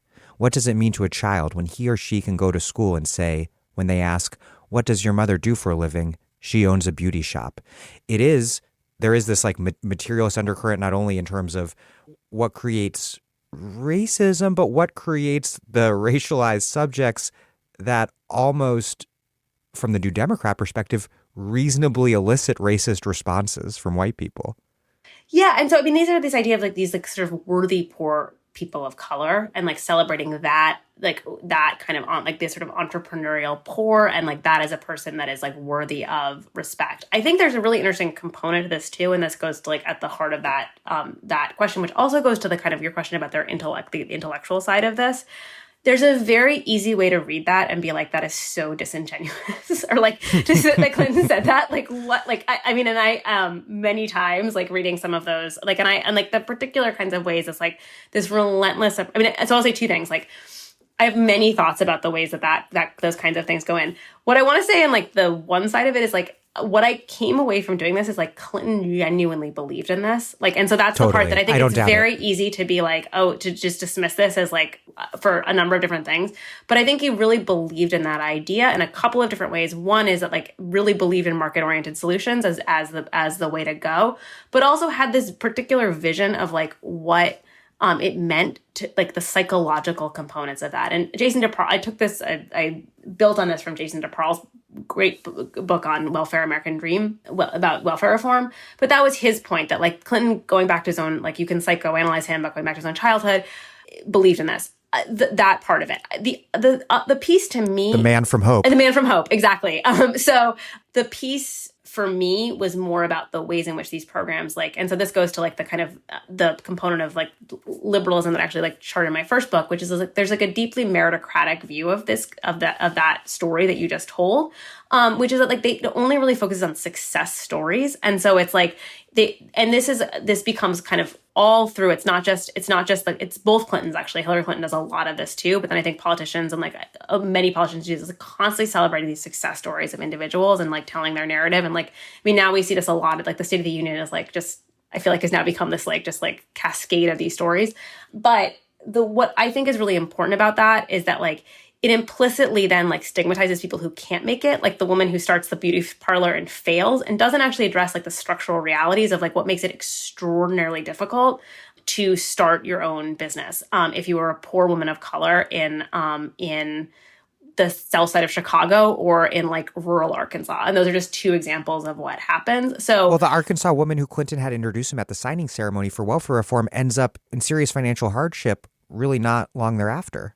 Absolutely. And so that, I mean, the story, so that's the woman, if you look at the picture, and I talk about this in the book, like Lily Mae Harden, who's next to him in the famous pictures of him signing welfare reform. And he'd been telling her story since the 80s about like why she was this figure. And she worked at a supermarket. And like that it was like for her son, this was really important. Like she fell into hard times also because of welfare reform. She was not eligible for any more welfare assistance, and then goes into substantial debt. And that's like I think that's a common story for people. Getting shunted off government assistance and into this low wage service economy where union power was in terminal decline, that was, often pretty bad for women.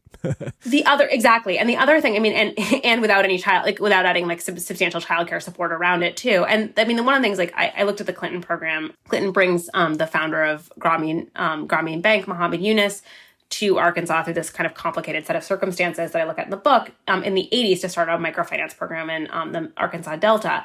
And like one of the things that there's this idea that this is going to work for people who've lost their jobs to help them get off welfare.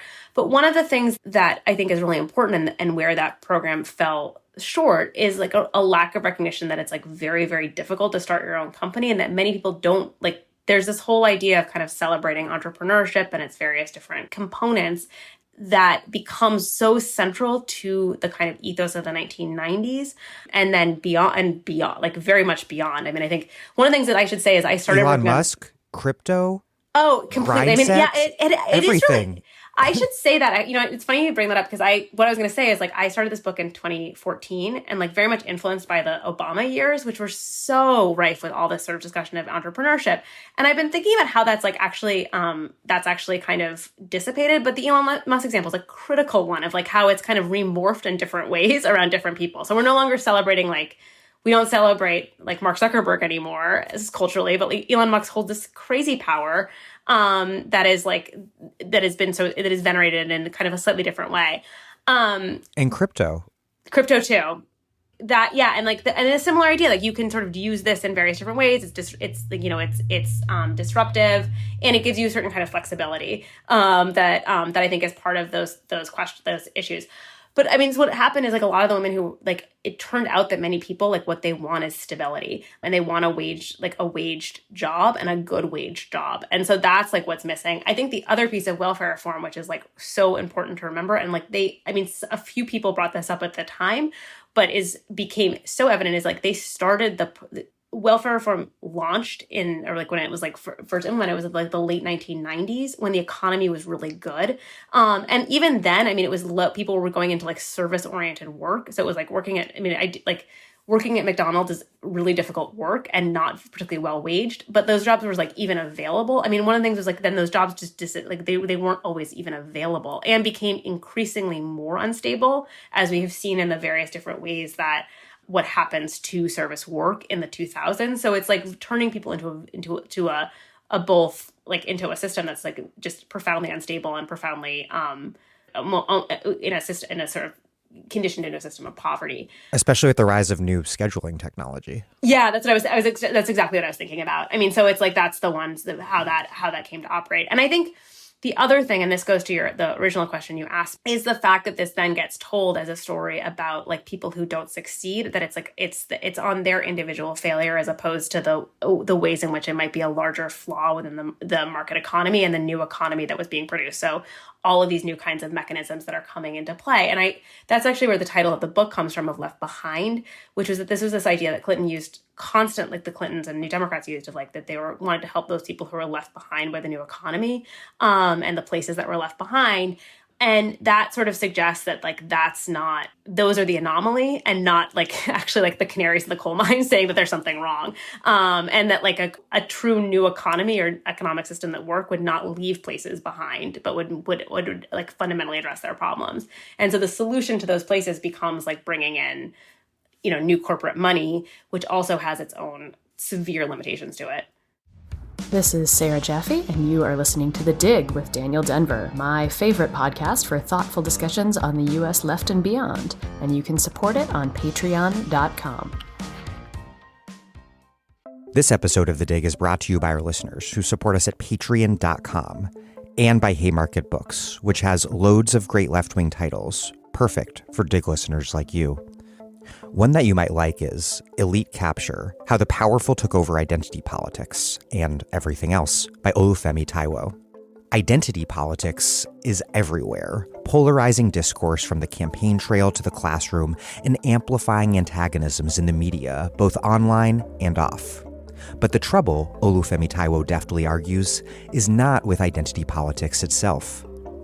Through a substantive engagement with the global Black radical tradition and a critical understanding of racial capitalism, Taiwo identifies the process by which a radical concept can be stripped of its political substance and liberatory potential by becoming the victim of elite capture, deployed by political, social, and economic elites in the service of their own interests.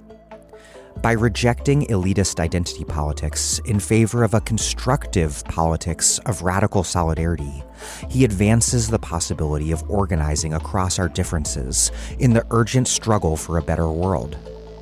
Robin D.G. Kelley makes it clear, Olufemi Taiwo is a thinker on fire. Find Elite Capture at haymarketbooks.org, where readers in the US and UK receive free shipping on orders over $25 or £20, respectively. Elite Capture, How the Powerful Took Over Identity Politics and Everything Else, by Olufemi Taiwo. Out now from Haymarket Books.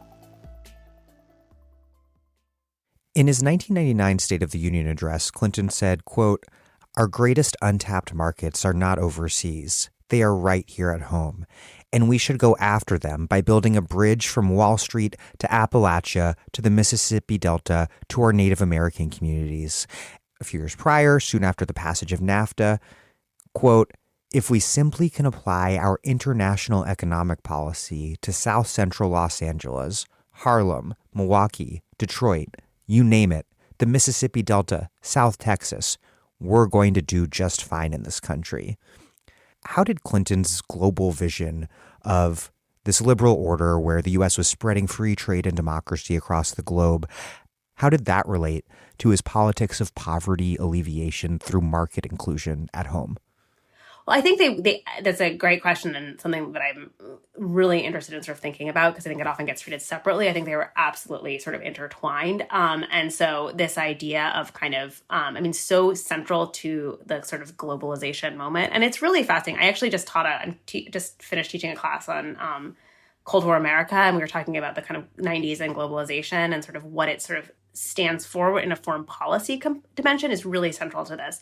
But that the solution, in many ways, it's the kind of end of history, post sort of triumphalist liberal democracy is winning, but that sort of this is going to be good for everybody, and we can kind of bring through markets, and we can bring democracy throughout and spread democracy throughout the world.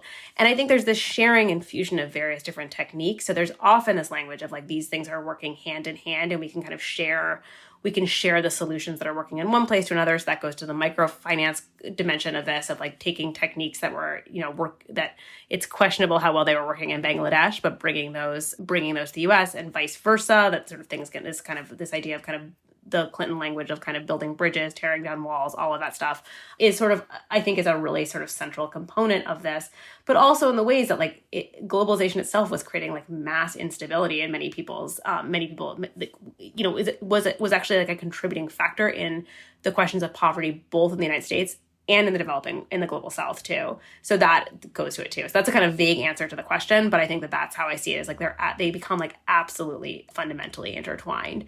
It's what's fascinating to me, actually, I would say this is like the language of sort of saying that like we need to go find these untapped markets is actually like a long-standing language that particularly liberals have used to talk about parts of rural areas, that it's like another country. And I think there's that level of it. But the other piece I see is this idea that like the solutions that can work one place can work somewhere else. Which really comes out in the micro-lending and micro-enterprise part of the story you tell. Yeah. And that part, like that to me is this idea that you can take something that's working, that's purportedly working in one place and just apply it wholesale somewhere else. And I think that also goes to like the notion of like global, like spreading globalization, that like just democracy, like if you have a market, just democracy itself will like sprout. And that's really that's some of what the thinking that was going on in the 90s was too. So I think those are some of the places that I see them like as like sort of fused in a variety of different ways. Yeah. I mean, Clinton, as governor of Arkansas, really wanted to bring the Grameen Bank to Arkansas to turn poor people into Arkansas into successful entrepreneurs and solve the problem of poverty in Arkansas that way. But I mean, the Grameen Bank didn't solve poverty in Bangladesh. Yeah. And I think these are these things that like there's lots of ways that there's many debates on the sort of success of microfinance in the global South, but I think it didn't solve at the macro level the problems of poverty. And I think there's this but it didn't even solve the micro level problems in Arkansas. Yeah. So like they don't even have like success stories in Arkansas, really, or at least there are individual success stories in Bangladesh. Yes, exactly. And so that's some of that component that you can sort of apply this idea to another place, which I think becomes part of this kind of bigger vision of globalization, is another place that I see this really sort of the fusion really clearly. Hillary Clinton was particularly enamored with microcredit and microenterprise as a tool for women's empowerment. What does this story you tell reveal about this new Democrat brand of feminism, focused so much on individual women's economic advancement? A brand of feminism, of course, that's very still palpably here today. Absolutely. I mean, so Hillary Clinton promotes microfinance. So after the healthcare debacle of the early 90s, she embraces microfinance. I actually was surprised with this. She says it in like every speech she gives, and she becomes like even a bigger proponent of it than Bill Clinton. And I think really sees it as like her platform, but it's absolutely in line with the kind of her particular vision and version of feminism and what feminism can offer, which is this notion of like empowerment, choice, but largely regulated through markets. And also this I would say, somewhat paternalistic way of treating poor women in the global South, and this effort of needing to kind of save and promote and to save them. And that is actually becomes really central to her time as First Lady. So that version of kind of saving women throughout the world and sort of giving them rights and freedoms, but not actually sort of fundamental economic tools is really central to kind of the story here. And I think you see that sort of really coming out in the 90s.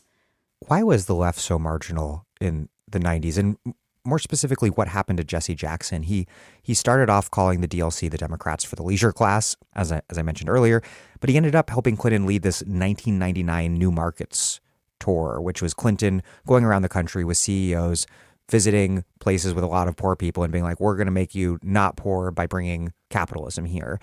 At this point, he's praising Clinton for having launched a, quote, war for profits, a riff on the war on poverty, of course.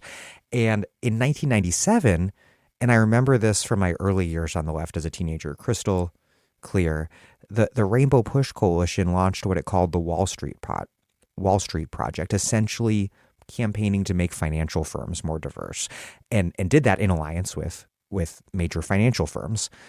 Amid welfare reform and NAFTA and everything else going on, when I was first getting involved as a teenager in the late 90s, at least, and I don't want to go all the way to the end of the 90s here, but for much of the 90s, there just wasn't organized resistance at any meaningful scale. Why?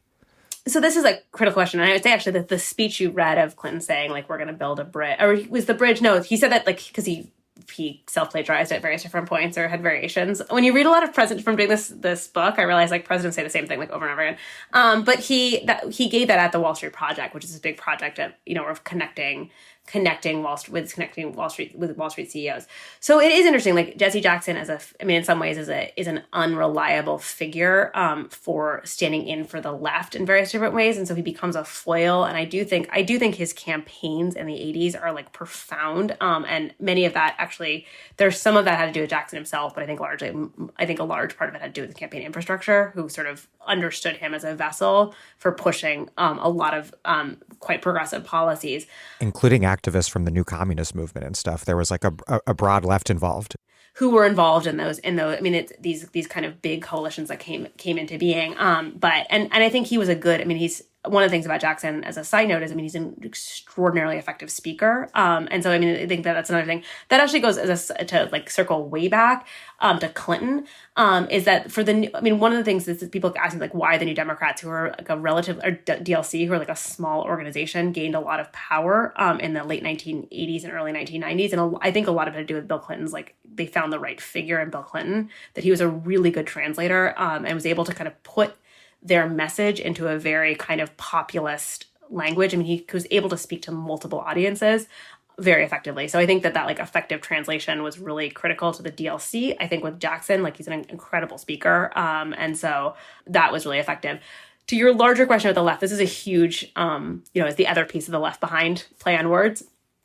And something I was really invested in thinking about is like what happens to the left during this time. And like when I started doing the research, that was like crucial to me. It was like, where's the opposition? Like, where's the pushback? Where's the opposition? Having studied at various different points, like when you look at the 60s and you look at the Democratic Party and liberalism, there's lots of contestation and lots of pushback. And that just like that friction like was not there as much as and what I came to is like, it was there on particular issues. And so I even like, one of the reasons I focused on particular things in the book was to kind of understand, just find those places. And so a big one is sweatshop labor. And I do think around globalization that like sweatshops and trade is a place where you see you do see sustained organized opposition. But that's not really till like the end of the 90s. It's not to the end, and it's exactly. It'd be interesting who else was there and like what happened. But that to me was the one there's the most kind of people from different, where there's the beginnings of a coalition coming together. But on the other issues, like my understanding, and I think what happened is that there's opposition on particular issues. So there was actually a lot of opposition to welfare reform. Like it was not like this, and you had like Jesse Jackson, but the head of NOW, and a lot of other people outside the White House protesting on welfare reform. You have the teachers, like when I look at charter schools, and you have like the teachers unions who actually have the biggest percentage of a voice in of constituents in Democratic conventions. I mean, the power of the teachers movement. I mean, they're a huge coalition in the Democratic Party. They're the biggest representative of labor. And I think I would actually be curious. I haven't looked at the numbers, but I think that actually might still be true. And so they are like a huge Democratic constituency who you'd think would actually be able to leverage the party in various different ways. And yet they're getting rolled over on charters and continue to be rolled over through the Obama administration. Biden is really the first Democratic administration since to actually, I think, more take teachers' sides on this debate. Yeah, and I think what has happened, and so my read on what happened was like, especially after 1994, with the when the Republicans take office, is that a lot of groups were scared, and they made the bargain that that Clinton was better than the Republicans. And I think one thing that Clinton came into office after 12 years of Republican control. And so the kind of take was like, this is better than we would get under Bush. I think maybe the economy doing well could have played a factor in that too. So there's just not the same kind of unified coalition. So welfare reform gets passed like a few days before the 1996 convention, and you have all these people pissed off, and then they like Jackson, like the head of NOW, and then they all go to the convention and endorse him and give speeches in his favor. And that's true of labor too. And so I think the teachers unions, that's very much what happens at various different points, that they make that decision. And that, I think that is a critical point. There's just not the same kind of unified opposition. And that enables that. I think that lack of pushback becomes really, really important in the establishment of the agenda, especially in Clinton's second term. And so then you get to, by the time of the WTO, like that is a moment where there was like a sustained opposition of multiple different groups coming against, and key Democratic constituencies saying that we don't support this. And Clinton sort of gives them lip service, as he always did on things about trade, but never actually sort of takes it seriously or creates the kind of concerted types of things that were advocated for. Wow, you don't think feeling people's pain is good enough? Well, I want to talk about a couple specific policy issues that we haven't really gotten into enough depth on yet to close out. First, education, because we keep circling around that. The DLC was one of the first political organizations to push for charter schools. And you write, quote, "There is a wide assumption that Republican politicians and donors who wanted to privatize education were the driving force behind the charter movement. In fact, Republicans were largely late to the game on charters, and through much of the 1990s promoted school vouchers as their favored form of school choice. The roots of charters lie deeper in the New Democrats' quest to reinvent the public sector and promote technology-based education as a route toward economic growth." How did charter schools do so many things at once for the New Democrats? One, emphasize a particular sort of reinvention of public education for this new, intensely competitive global economy. Two, perform a sort of Sister Souljah moment on teachers' unions. And three, strengthen New Democrat ties to Silicon Valley, which there was both sort of a ideological convergence between and a very convenient economic cash donation relationship between. Yeah, it's a fascinating. I mean, that's where charter schools are do have this combine all of those various different aspects. So the first part is like to circle way back to our discussion of reinventing government. They're almost like the sort of quintessential example of that. And this idea that like, I mean, the thing about charter schools is that because they're still within the public sector. So I mean, they're privately or run. Or not necessarily private or nonprofits or whatever it is, but they're still under public oversight. Like that sort of that falls in line with very much the kinds of things that the New Democrats believed in. Also, the whole purpose of them was to make schools more efficient and more accountable. That you can kind of improve education in these kinds of mechanisms of accountability and efficiency, and that they can be measured in ways that like kind of public education was often seen not to be able to do. And the issue with this too is that like they also become a way for the Democrats to have a say in the school choice conversation. So in the 90s, as I mentioned, the 80s and much of the 90s, the Republicans were pushing vouchers as their way, and that like the New Democrats did not fully believe in kind of a voucher model, or most of them did not, but they did like this idea of kind of something that would give people more choice, that to like and freedom, and so charters do that as well. The other side of it is that through a variety of different factors, the Clinton administration became increasingly close to Silicon Valley.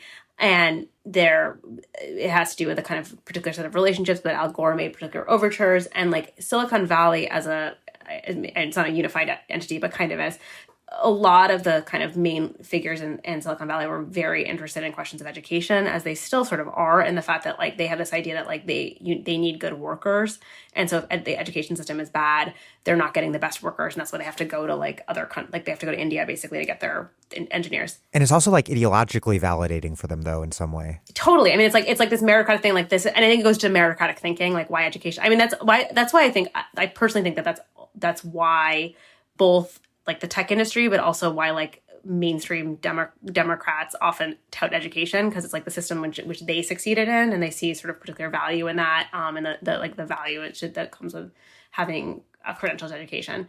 Not to say it's totally terrible. And it's key to equal opportunity, though not equal outcomes. Absolutely. I mean, it's all about opportunity. Yes, absolutely. Through this sort of set of conversations, and so the tech industry also becomes really interested in charter schools, kind of through this like their connection. And the other thing that they really like about it is this idea that it's like they also believe in efficiency, but also that it's like very disruptive and are anti-labor. And it's a way of kind of undercutting the labor movement's power in a variety of different capacities. So it serves like all of those functions. I think what's important is like, it was never about kind of making a profit like this. Like when there are these kind of later charter schools there's like the profit component of it, but it was all these other ways of kind of bringing the market and the market to bear. And I think it does lead to this like tightening relationship between Silicon Valley and the Democratic Party that we see emerge over the course of the 1990s. That's a really important point, and it reminds me of an interview that we'll have posted by the time yours is posted that I did with Ruth Wilson Gilmore and others, explaining that no, the prison industrial complex does not mean that it was mainly driven by the raw greed for profits of private prisons. In fact, that is a very minor role. I think there's likewise an understandable tendency for people to presume that the corporate interest in education reform is the raw profit motive, which it is in some cases, but that's not the key explanatory variable.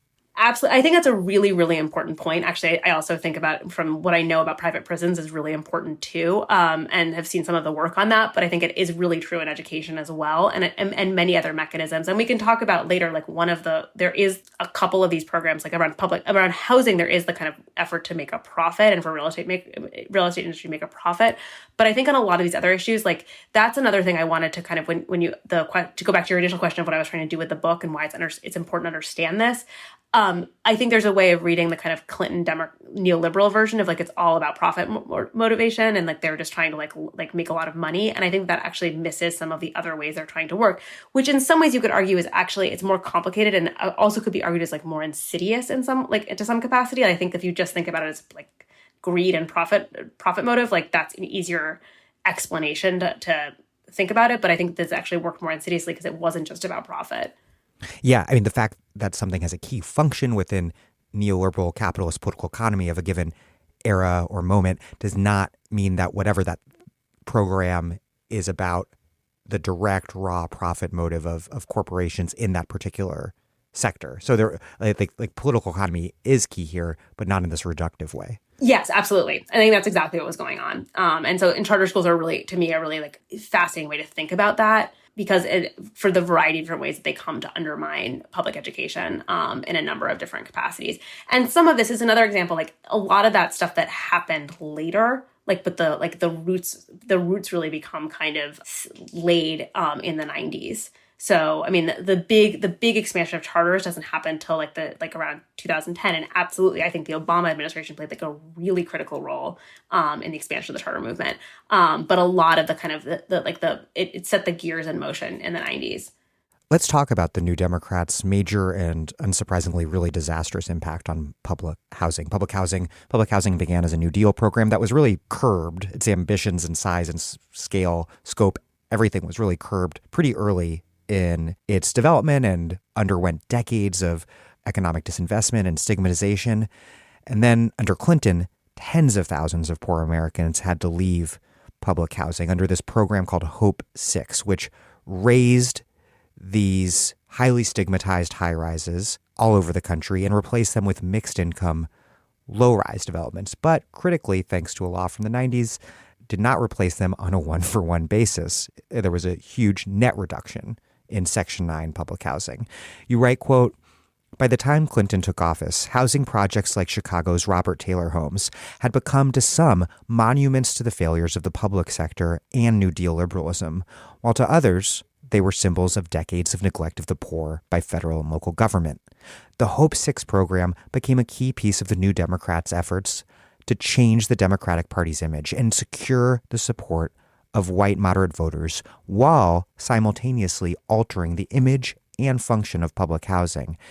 And you continue, quote, "The program sought to simultaneously make poor people into market actors, make distressed urban neighborhoods profitable, and use the tools of the market to make the public sector more efficient in helping low-income people." HUD, as you write in the book, and this is some key history to keep in mind, it had already, since 1974, shifted in this privatized direction with the creation and later expansion of Section 8 vouchers, which makes HUD into more of a subsidizer of private landlords than a builder and owner of public housing. So with that all in mind, what place did the politics and policy of, quote, "the end of public housing as we know it" play for Clinton? It's interesting. I mean, one of the things I would say, actually similar to the charter school example, so there are two things they were doing a lot of different things. So I think that's like one thing that like there's many different layers as to like the complexity of what these programs were sort of doing for the Democrats and what they kind of symbolize. I think the other piece is that, but I think one key component of this, like education, like these are core liberal and democratic ideals of like that it's the responsibility of government to provide education, to provide housing, and this goes to welfare, and how these sort of critical, like that's one thing I wanted to sort of understand, these critical kind of new things that we think of when we think of kind of what the Democratic Party has stood for, or liberalism has stood for a long time, how they became sort of fundamentally undermined. And I think one of the things is like in memory, welfare is the thing that gets the most attention. But in many ways, like the effects of ending the public housing programs, I mean, I think welfare has been like an unbelievable harm. But housing has not gotten the same amount of attention, has had a hugely negative impact. And that was one thing that I was just sort of parsing it out was really important. And I think because just to pause you really briefly, like really both in the 2008 financial crisis, when that comes, which of course is a housing capitalist crisis rooted in the housing market, and then again today with just real estate prices out of control, there is no public option to fall back on for most people. And I mean, this goes to me when thinking about this issue of like, and that like I always.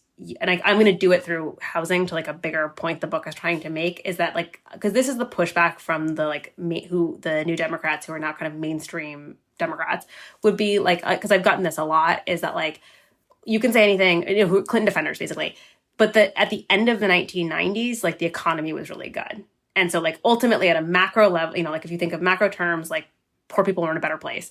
But the reality is, like, because for all of these different programs, like, sort of fundamentally took away critical aspects of the social safety net and then left people open to kind of new types of private market predation. And housing, to me, is like the really critical place to think about that happening, because you took away huge swaths of public housing. And this also goes, it's not just the financial crisis, it's actually the pandemic too. I mean, thinking about the amount of housing insecurity that has been produced and living in a place like LA, where there's just where the housing crisis is so just all encompassing and all around us. The lack of public housing is like essentially criminal, and how little that has become is even part of the kind of public conversation again. And I know it's been really fascinating that housing as an issue, or important that housing as an issue is actually coming back on the kind of national political agenda. But there's actually been so little attention to like rebuilding massive, like doing public, like big large scale public housing building. So instead it's, like giving more vouchers or doing other kinds of like relief to like sort of rent relief. But like actually the kind of investment that gets needed is to come back to like the fact that basically the federal government has not been building public housing since the 1970s.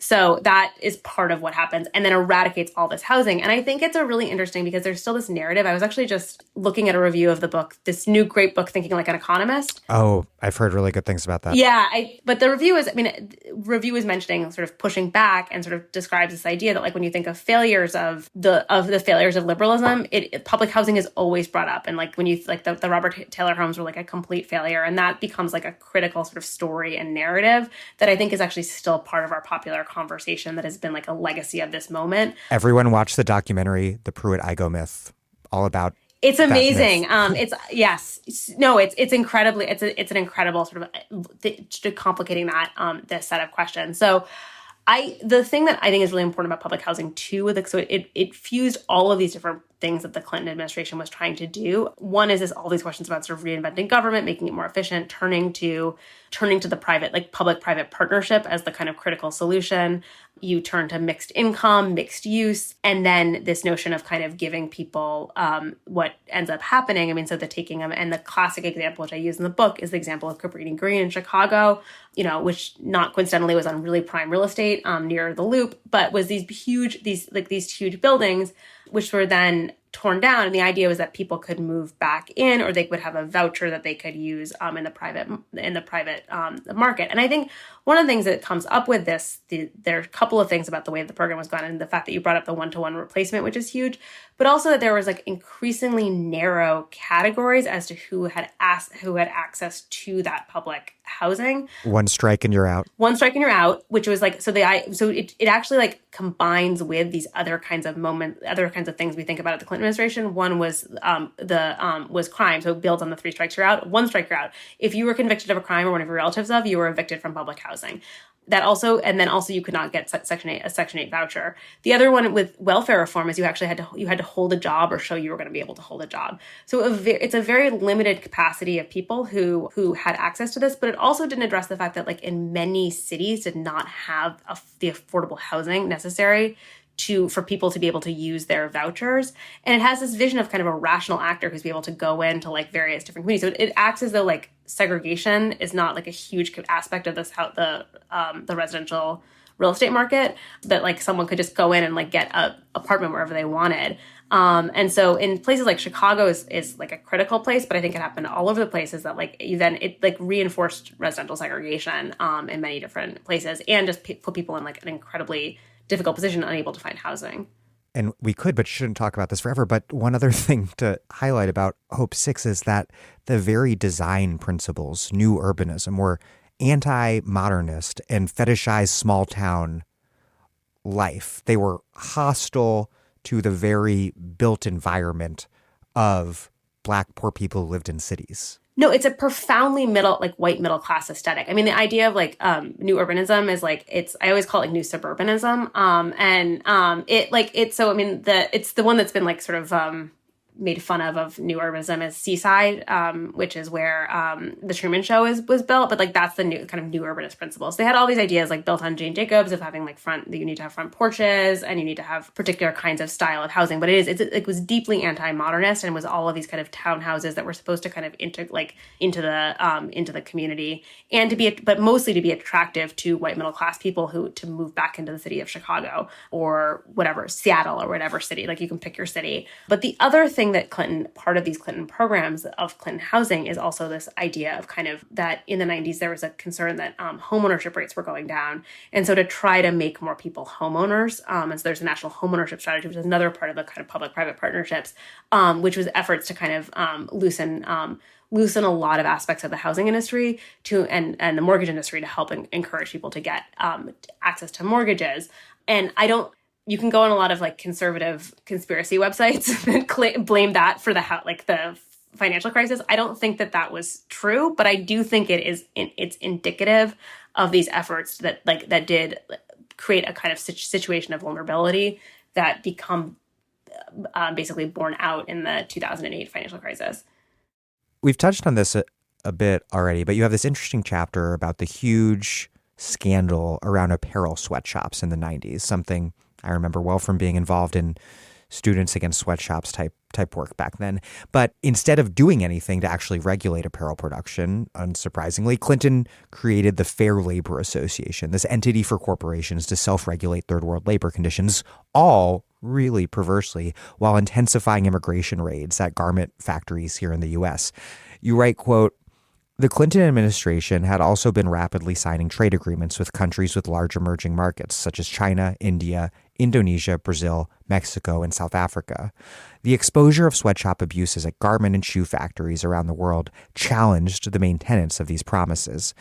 And as you mentioned earlier, was the anti-sweatshop movement and then the larger global justice or anti-corporate globalization movement that exploded in Seattle.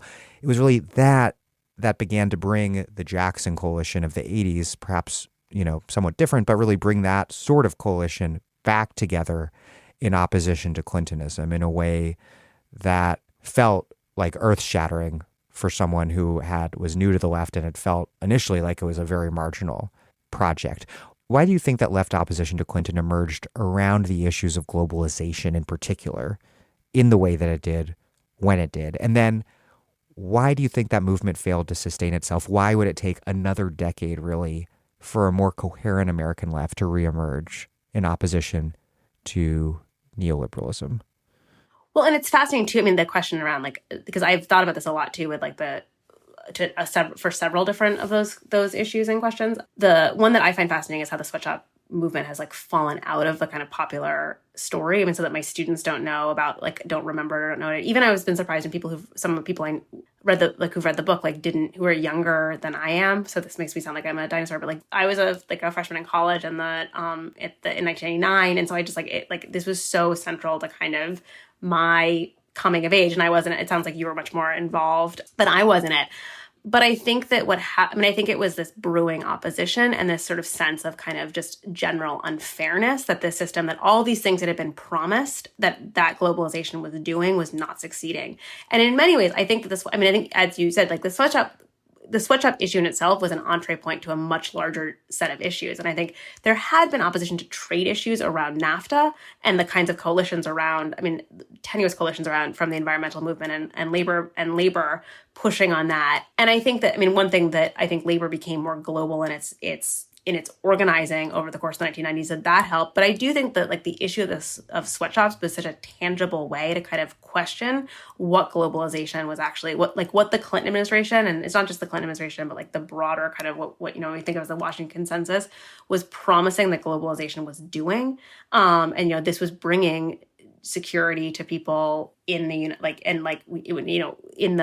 throughout the global South. It was bringing democracy, and all of those things was not happening. And it was just a sense of this is creating just immense injustice. So, maybe I'm telling my own version of that story through this narrative. But I think that is what led many people to just sort of question that this was actually doing all the things that it was promising to do. And that did create, some awakening. It was something that had to be kind of contended with, and I think opened up kind of new questions of like, this thing that has to be dealt with.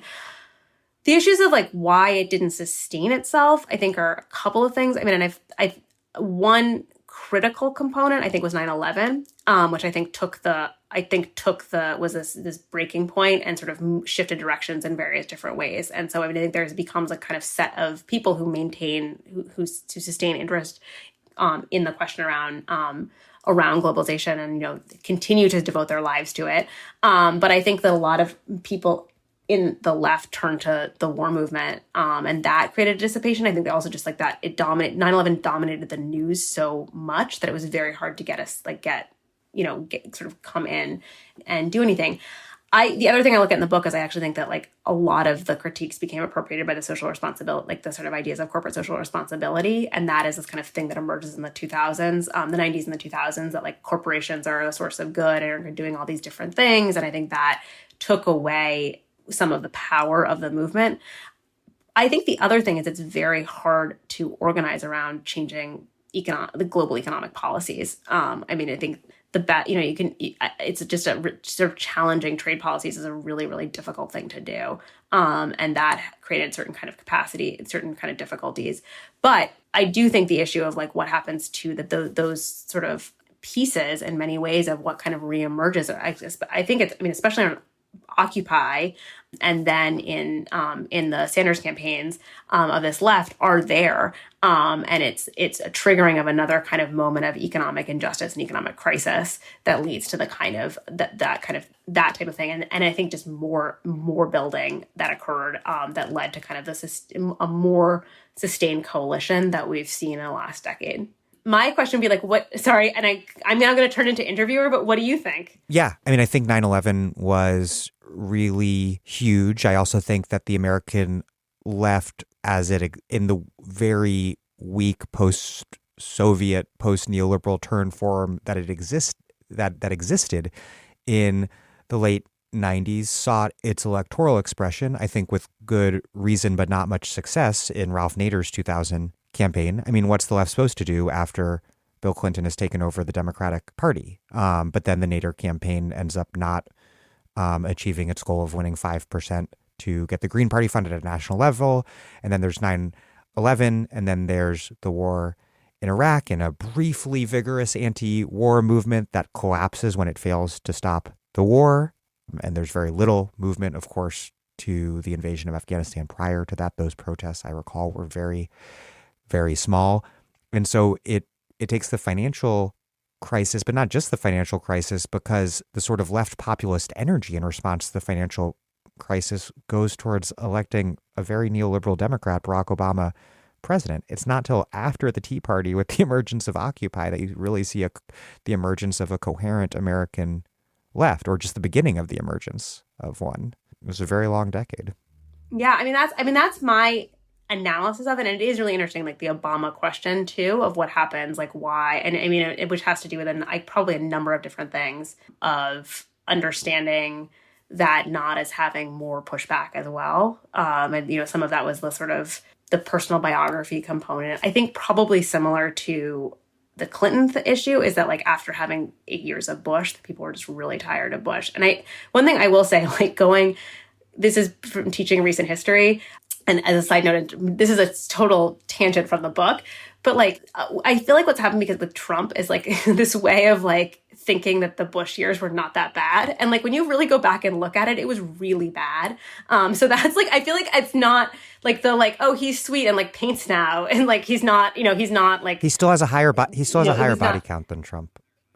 Exactly. And so, it's not like, in comparing them as like in various different ways, but I think there's been like a forgetting of that, how bad that decade was and like what actually was going on. That is like part of it. And that probably also explains the Obama win in some ways, that like he was better than what the Bush administration was doing.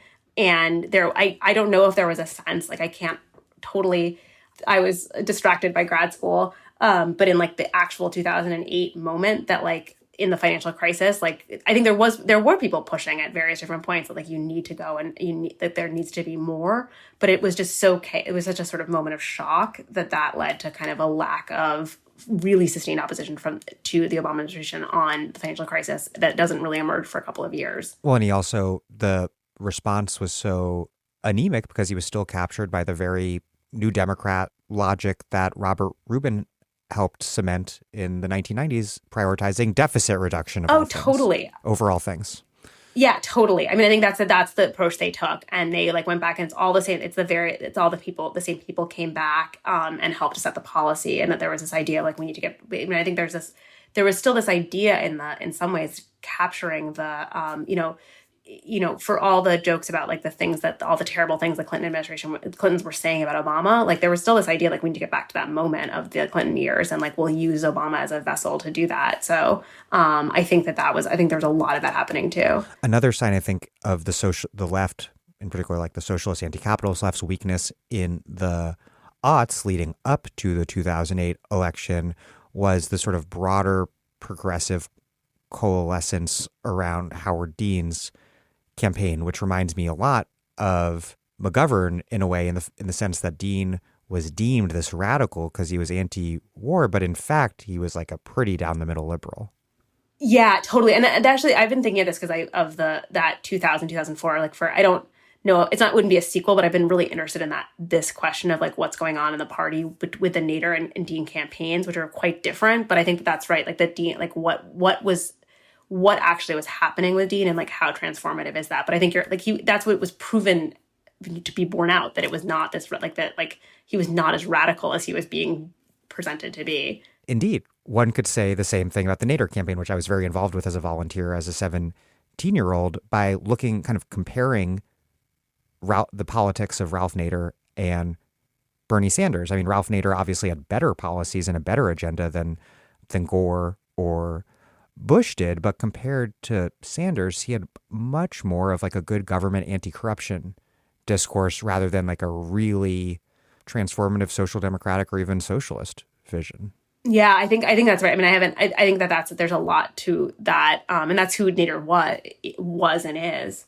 One last thing about the politics of globalization in the 90s that is occurring to me as we're speaking is that all these politics around NAFTA and everything is that you see these forms of American politics that really don't fit within this narrative, this kind of false retrospective, this mythic retrospective narrative that people often have, that I think frames this country as having this kind of normal Democrat versus Republican politics that Trump then explodes in 2016.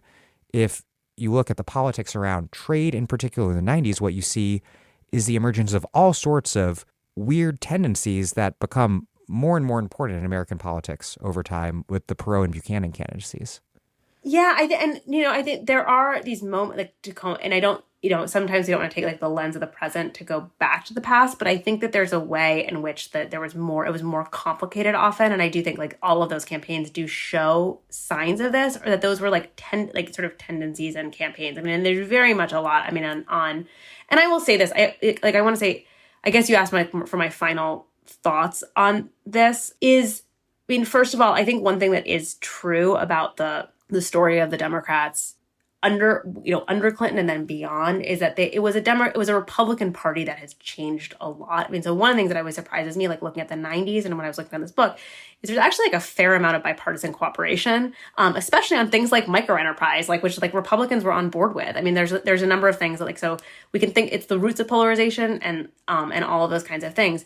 But I do think there's a component of how much the Republican Party has changed so much over the course of this period that's really important to think about and understand.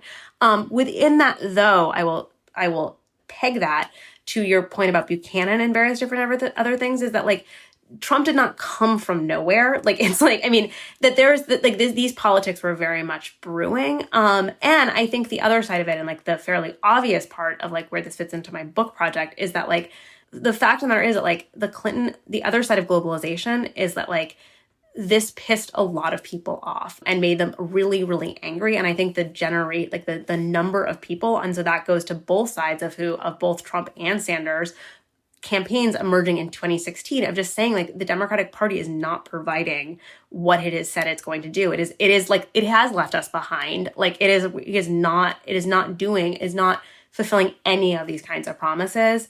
And here on two different planes are people who are offering to sort of fulfill those types of things. So that's how I understand like that moment, the kind of reemergence of both the left and I don't even know if you call Trump the right or whatever it is, like that sort of comes out, but does come from the kind of other side of, so it's both the kinds of ways that people were vulnerable by these policies, but I also think it created a kind of severe alienation for the Democratic Party that might not have been necessarily always clear in like the 2000s during the Iraq War, but definitely become true by 2016.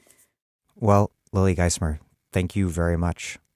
Thank you so much. I so enjoyed our conversation.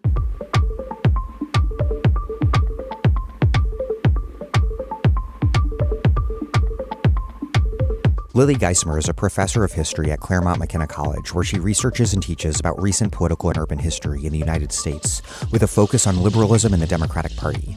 She's the author of Left Behind: How the Democrats Failed to Solve Inequality, and Don't Blame Us: Suburban Liberals and the Transformation of the Democratic Party. Her work has appeared in the New York Times, Washington Post, New Republic, Jacobin, and Dissent. I have linked to her first Dig interview in the show notes. Thank you for listening to The Dig from Jacobin Magazine. As Marx once said, after noting that modern bourgeois private property is the final and most complete expression of the system of producing and appropriating products that is based on class antagonisms, on the exploitation of the many by the few. While other podcasts have only interpreted the world in various ways, our point is to change it. We're posting new episodes every week. The Dig was produced by Alex Lewis and recorded at WBRU in Providence. Music by Jeffrey Brodsky. Our communications coordinators are Tamuz Frankel and Mariel Solomon.